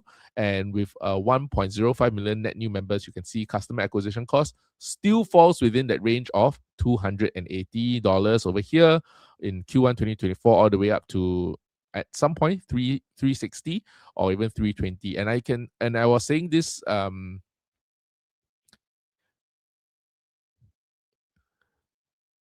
And I was actually saying that this is much more consistent than what Robinhood was doing, because with Robinhood, you can see huge spikes in their customer acquisition costs. Some months they can go as low as $90, but in other months they can go up to $600, right?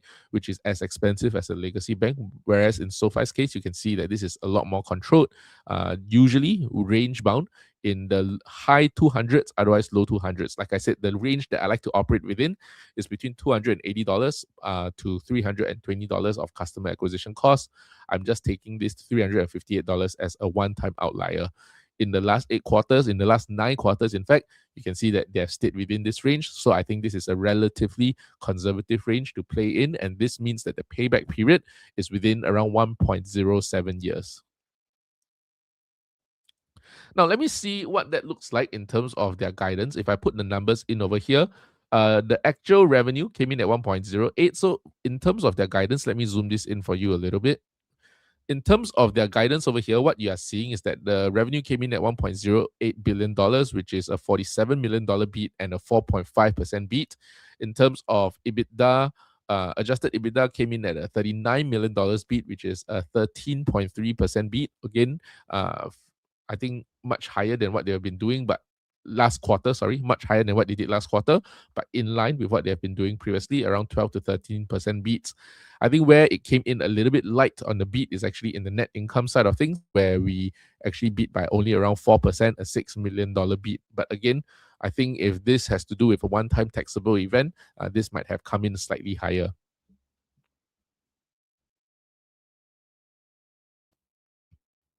Okay, so importantly, how does this translate into revenue? Now, I'm just interested in 20. I'm just good. I know this is the one that I usually use to project out until 2030, but if you didn't know by now, you can actually pick your year. So I'm just picking, let's pick 2026.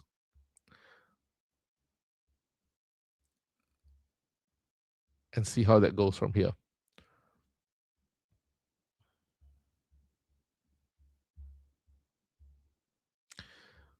The P ratio today has fallen to around 42%. That's fine. EPS of the trailing 12 months. Okay. Oh, sorry. We are here. No wonder this is 2025. So we are looking at 2026.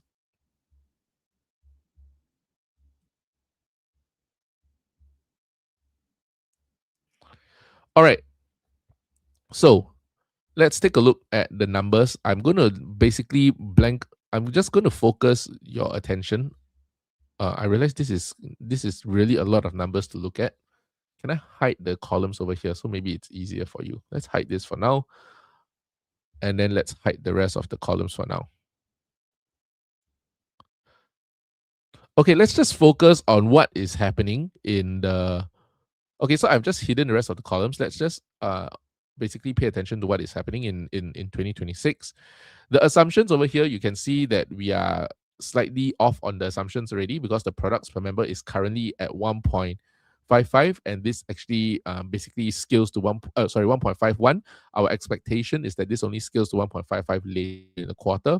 But since what we are seeing right now is that this pace of product growth seems to be accelerating, then I think we get to 1.55, perhaps even faster. So this is going to be my assumption for the products per member, 1.51 this quarter. This is the exact number that they delivered to us. Products per member next quarter, 1.53. And then in terms of quarter-over-quarter growth, you can see we're just expecting 7.5%. Basically what they have been doing previously. No changes over here. They'll end the year with around 18.3 million members on the platform. Now, what we are taking a look at is the revenue. Let's see how much revenue. Over here, first quarter, financial services revenue. Let me just sync it up with what we have. What we have over here is actually $428 million. So $428 million represents a 41% year-over-year growth, right? And that actually represents around $22 of financial services revenue per product. So I'm just changing the numbers to fit what we have this quarter. Don't worry, I will be rebuilding my whole valuation again with and without the tech platform. So I don't mind destroying this sheet just to show you the examples over here.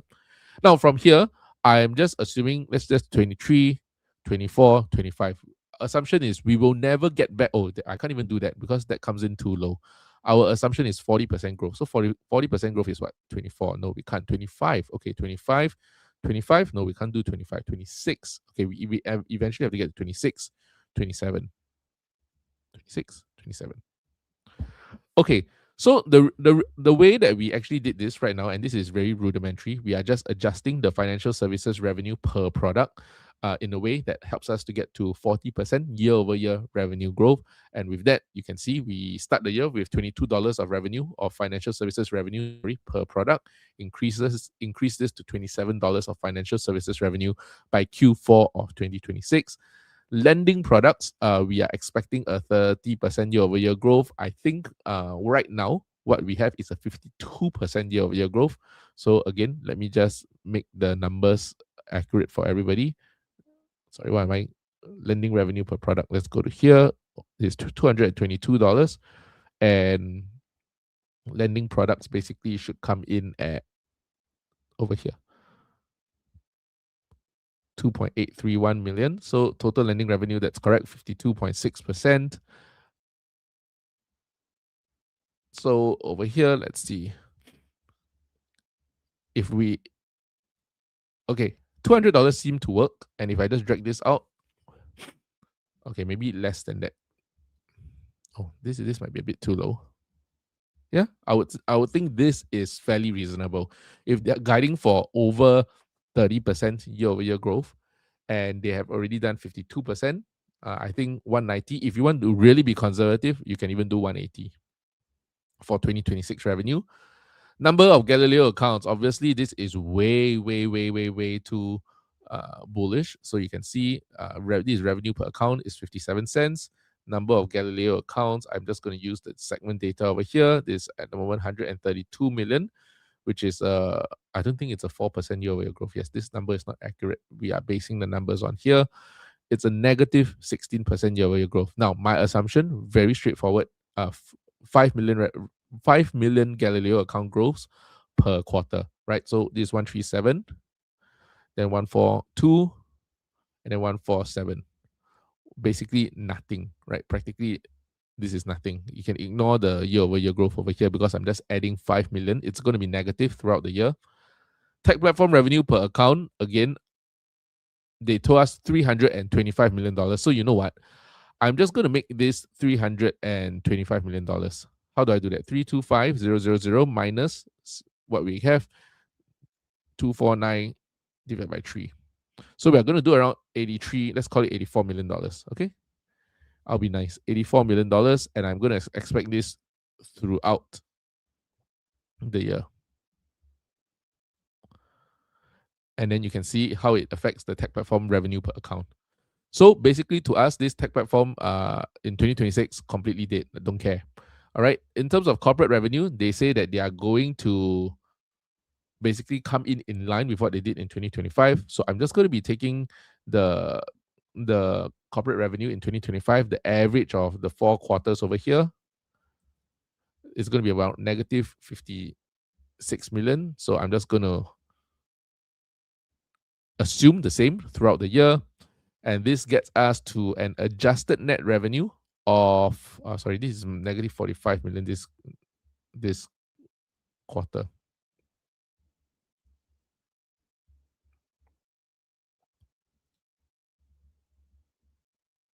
So the average should be over the next couple of quarters. So let me go back over here. Average revenue, let's see. Okay, so this is basically the assumptions, right? This quarter, we already know corporate revenue came in at negative 45 million. The rest of the year, they say align with 2025. I just took the average of 2025, put the numbers in, not much to there. Now, adjusted revenue growth, you can see, in fact, from a year-over-year basis, it seems to be slowing down. So I would actually think that this might even be a little bit conservative, which then leads me to say that I would think I have to bump up the lending revenue and a little bit of the financial services revenue. So let's just bump it up by. And the reason I say that is because SoFi tends to beat their own expectations. So even with this, you can see we come in on average. If you aggregate the growth over here, I would say that it's high 30%, which I think basically mirrors what they did in 2025, I think that is pretty fair. I don't think we're expecting over 40% growth, although they did deliver 41% this quarter. You really never know. Now, in terms of net income, next quarter, they tell us 12 to 13%. So let's just assume 12%. So with 12% net income, next quarter, just to double confirm the formula, next quarter will be around, this quarter is 17%, am I right? No, 15%. What is it? 15.3. Yes, 15.3%.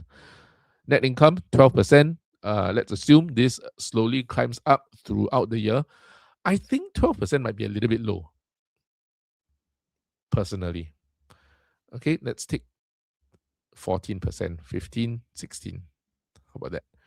Nah, actually, I think they get back towards closer to what they did this year, because they were at 17% already in the fourth quarter of 2025. It really doesn't make sense that they would do that.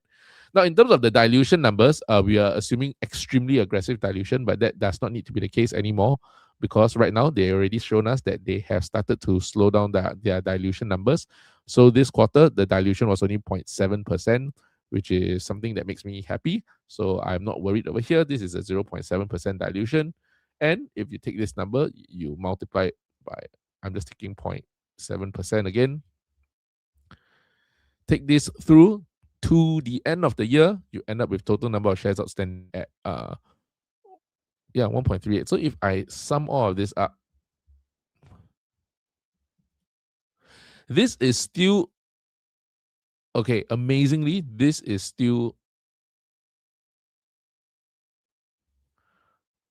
actually still wrong, because they're not going to come in at 58 cents. No wonder financial institutions are having problem modeling this out, because in order to model this out, you have to really assume pretty aggressive growth. Wow, which means that tells us that SoFi can easily grow to at 40% this year. Okay, let me change something. 26, 27, 28. And then I'm going to change this to just 200, 200. Completely writing off the tech platform revenue, because I think that's what they're going to do. That gets you to, do we get that over here? 59 cents. Again, not much. I think the only thing that we can do is to adjust the margins from here. 15, 16, 17, 18. It just increases 1% every quarter. Really, I really do not think that is ridiculous. In fact, if you ask me, I think that it's slightly conservative as well, because they're already doing 15% this quarter. So likely, I think we are going to see more than that. But I think with these numbers, we are actually at least going to come in at 62 cents. Now, perhaps, the tech platform revenue surprises us, 90 million, because 325 million really is pretty bad, I feel.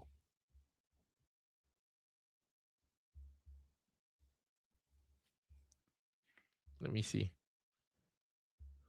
Okay, anyway, let's just take 62 cents as the number. I still think it's slightly conservative, because if you assume that they beat every quarter, they would minimally come in with 64 cents, right?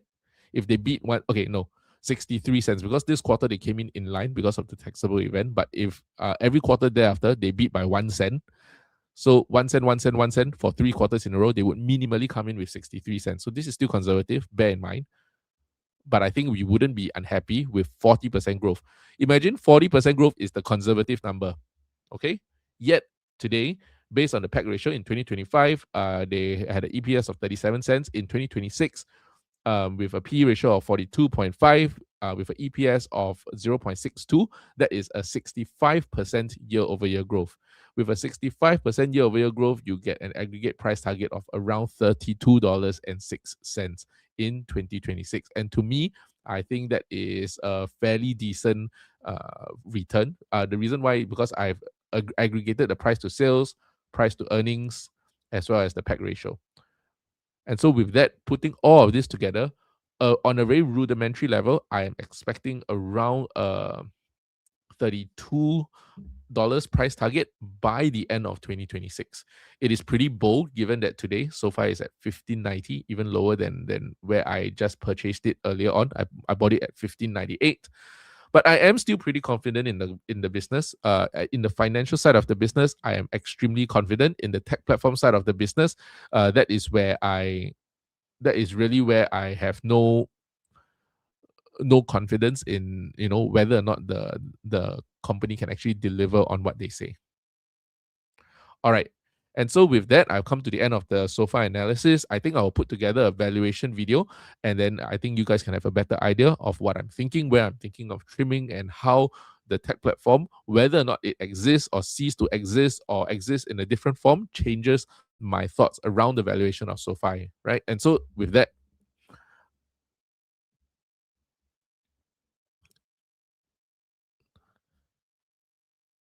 yeah. Okay, so let's take a look how bad the portfolio is doing today, and let me get to some of your questions over here. Thank you. I was doing that. Actually, the reason why I was doing that is so that I can do everything in one take, so I can clip it out later on. We have been going for 3 hours already. I saw Marcus asking anybody buying here, so I irresponsibly bought 200 shares of SoFi at 1598 in my main portfolio rather than sell puts, sorry, but I did sell 5 cash account puts at $14 for 18th of June. So I saw it there. Not buying here, will buy calls if it drops to, yes. So at 14.50, I will be buying calls as well. What about for Robinhood? I haven't had time to dive in as deep into Robinhood's numbers, but I'm happy with my allocation of Hood. I have around $14,000 in Hood in the main account. I have cash account puts at $72. Are they in the money right now? I wouldn't be surprised. So my cash account puts are in the money right now, right? Basically a reverse position. So, but I think what screen? Oh, I need to get better at sharing my screen. Now, if you take a look at this portfolio, you can see every day you're just choosing your headache. Robinhood, for a couple of days, everybody, and because I have friends that I introduced to Robinhood as well, everybody was asking me, what if your $95 calls get called away? Look at my $95 calls today, ladies and gentlemen. My $95 calls, I receive $1.09. Today, they are only worth 41 cents. So we are 62% profitable in this trade.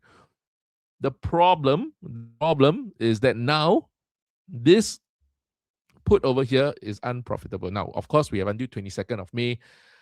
I think it rebounds to then before 22nd of May. Now, because this is already in the money, I am not going to risk like buying the shares now and then, getting overexposed to this position.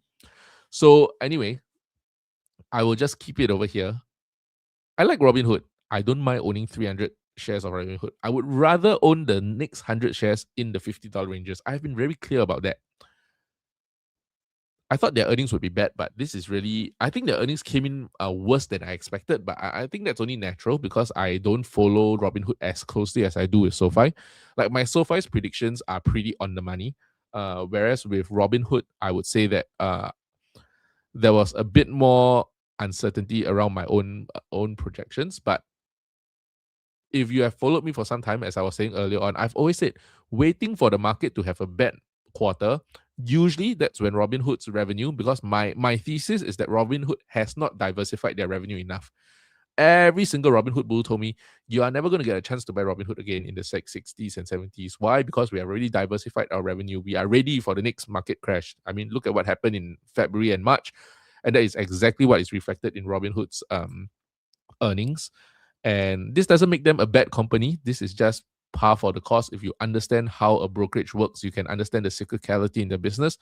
This is perfectly fine. I was like waiting for this buying opportunity. If I do not take advantage of it, I know I will, beat myself in the head next time. So for me, perfectly fine to be buying at 72, prefer to buy at 55, but you really never know. Still over 20 days to expiry. Did they mention Muddy Waters? No, but one of the analysts actually asked about Muddy Waters, and they gave quite a detail down over the classification on the sale of loans and that transaction with JP Morgan. I'll be very honest, when they were talking about it on the call, it happened so fast. It was a bit hard for me to pay attention to everything. So I'm waiting for the transcript to come out. In fact, let me take a look at Fiscal AI, whether or not we have the transcript yet. We do not yet have the transcript on Fiscal AI. Do we have the transcript on SoFi's website? We do not. Once I have the transcript, I will dig into the transcript and we'll let you guys know. Selling $60 puts on Hood.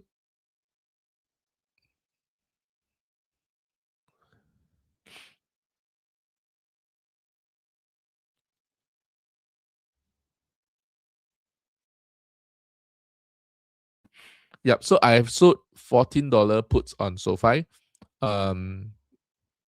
Yeah, I'm not too keen on rolling down my Robinhood puts because I do want to get a bit more Robinhood. And honestly, like my last bought price at 70, 72 doesn't make a difference. And I know if I roll the puts down and I don't get a sign and Robinhood bounces all the way back, I would regret it because I want to own a little bit more Robinhood. So I rather own it at 72. I would prefer to own it at 60. I'll make a decision closer to the date. Like right now, we still have perhaps another week or so before I have to make a decision because that's when the gamma squeeze will start to make the options a little bit more volatile.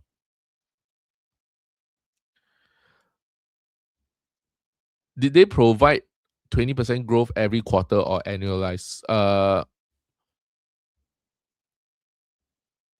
Even if, okay, I presume they meant on an annualized basis. Okay. But 300, but they guided the exact number that they guided for, unless I misheard, was $325 million tech platform revenue.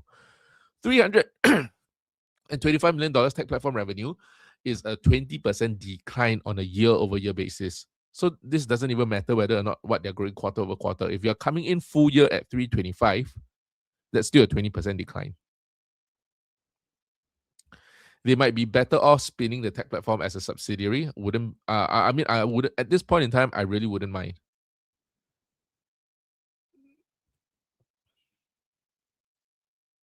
Yeah, maybe he got the sign wrong, right?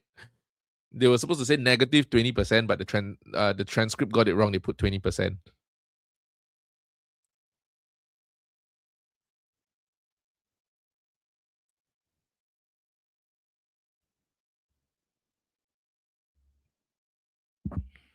Okay, so I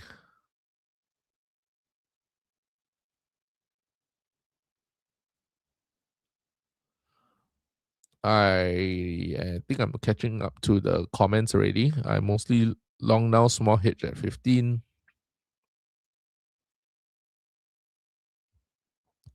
Oh wow, you run 5 accounts. I only run 2 and I find it quite a hassle.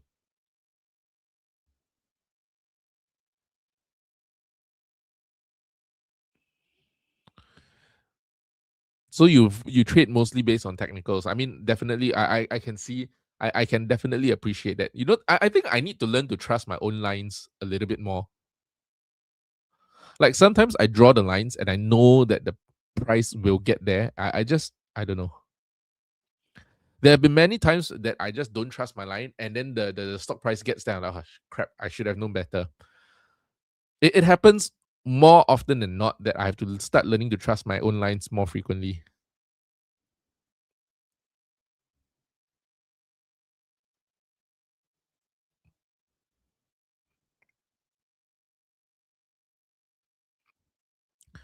So I would say that, yeah, technicals, cash flow, I think it works. I really think it works. I think there was a point in time where I was like a full fundamentals person. Now I am a convert. I've come to the dark side. I am actively learning how to improve my technical analysis. I think I just need to learn how to trust it a little bit more. Like take off the training wheels and then like when I draw it at a certain price, just stick to that price. And if it doesn't hit, there's always the next trade. Gold subscription 4.33 surprised me.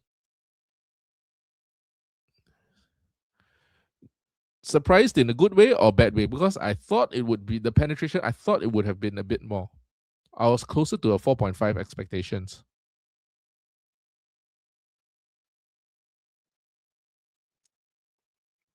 Portfolio managers who use Galileo told me that they prefer Intex as it offers a lot more, especially on, okay. That could be. So I mean, if that is really the case, then the tech platform for me is a complete write-off. Then I'm just gonna have to value it as purely a fast-growing bank, and it doesn't change the price target in the short to medium term. $35, $45. That's my next two price targets. But what it does change is how much of it I trim at these two prices, and how much of it I hold for the longer term thesis. If it's going to grow into a JP Morgan, I mean, it's still. Imagine if it grows into a JP Morgan. Like, what's the market cap of JP Morgan today? JP Morgan is at a $830 billion market cap. If we grow to just 20% of that, that is still an 8x from here for SoFi. 8x. Nobody is going to tell you that 8x return is bad. So if we are 1/5 the size of JP Morgan, it is an 8x from here. The easy money for me is from here to 45. The next 3x from 45 to... No, if we 3x from here, we're at 60, right? We're at $60 billion. So the next 3x from 45 to 120, that is going to be a lot harder. To me, initially, my initial models had the tech platform driving quite a bit of growth and multiple expansion. Without that, I have to relook at the model again.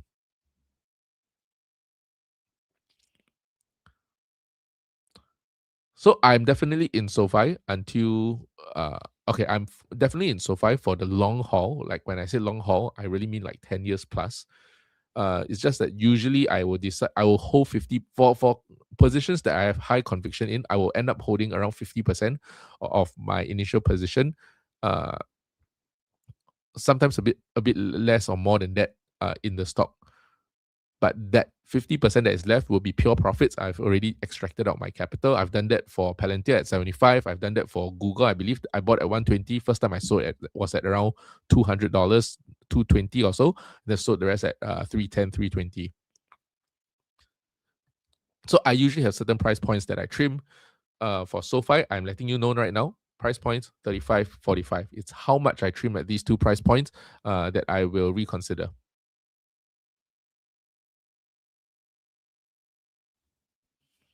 Yep. All right. And so with that, we have been going on for 3 hours. I will take a break right now. I will be back in a couple of hours for the FOMC and the end of day earnings as well. Right. I hope the rest of your portfolio stays green. Unfortunately, I think for most of us now, portfolio is not green. Just one last look at the market before we go. Anyone that has gotten in on the Amazon buy when I was talking about it weeks back, you should be sitting pretty in the green. 263, SoFi down 13%, BitMine down 4%. Again, we are decoupling from its MNAV. I do not think that they're going to be raising money. Zeta Global, okay, 1760, perfectly fine. Might be buying more. ETHA 1730, Robinhood 71.45. This is now in the money, no problems. Nvidia down 1%. I think the entire market is taking a dumb grab. $3.78. Just to think, a couple of weeks ago, we were literally right at under the 0.618 line. United Health, this is really, oh my goodness, it is at, see, okay. This is where I feel like I need to trust my line.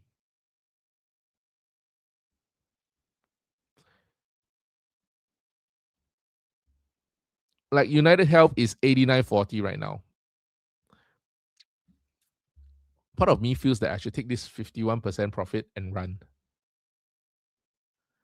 And build up more cash to get Robinhood and... See, because my expectations is for United Health to get to $400. Okay, I'll do a little bit of calculations. This is what I mean. Okay, Lawrence, you do technical analysis more than me. Would you consider $369 as touching the first Fibonacci retracement at $374? It's just like $4 off the top. This is where this is where, that's why I say sometimes this is the part of technical analysis that gets to me. Like, I do not know whether or not this is considered like there's an art and a science to it. And yeah, this is the part, like, this is just $4 off. I am tempted to take profits over here. I'm up 51%. Wouldn't mind raising cash at this time. One of the reasons is also because the blockade doesn't seem to be ending soon. If we get a bit more uncertainty, wouldn't hurt to have a little bit of cash, extra cash in the account. There are a couple of shares over here, a couple of companies over here that I like more than United Health.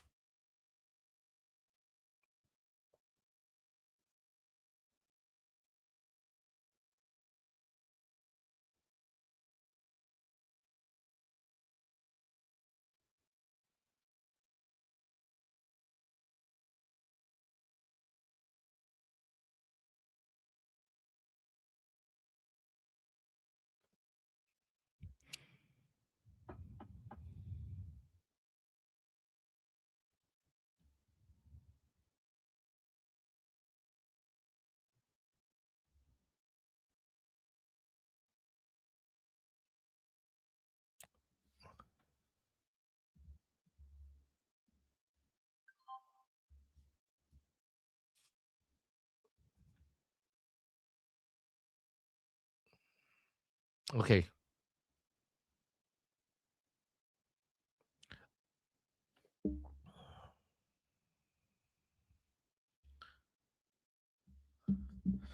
All right, so just taken a 50% profit on United Health. Reason is I want more cash to be on the balance sheet to buy some of the discounts, and especially if we get some huge discounts in the Mac 7 companies like Meta and Microsoft after their current earnings. That's where I would prefer to allocate my capital to.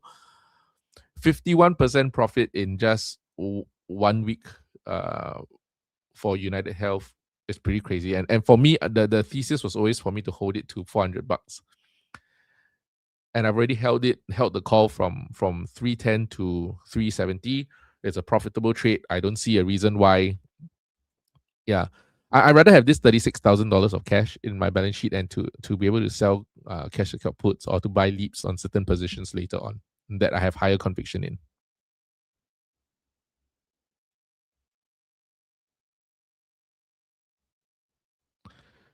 All right. And with that,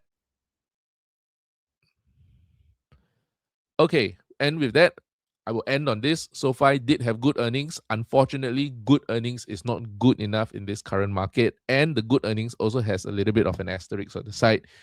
And that is why the stock finds itself down now 13% today. All right. I will see you guys in a couple of hours for the FOMC meeting, as well as to close the day and to take a look at some of the earnings. Now, you can let me know later on which earnings that you want me to tune into. Personally, I'm a bit more excited to listen to Meta and Google, but you guys can let me know. All right. And with that, I will see you later on.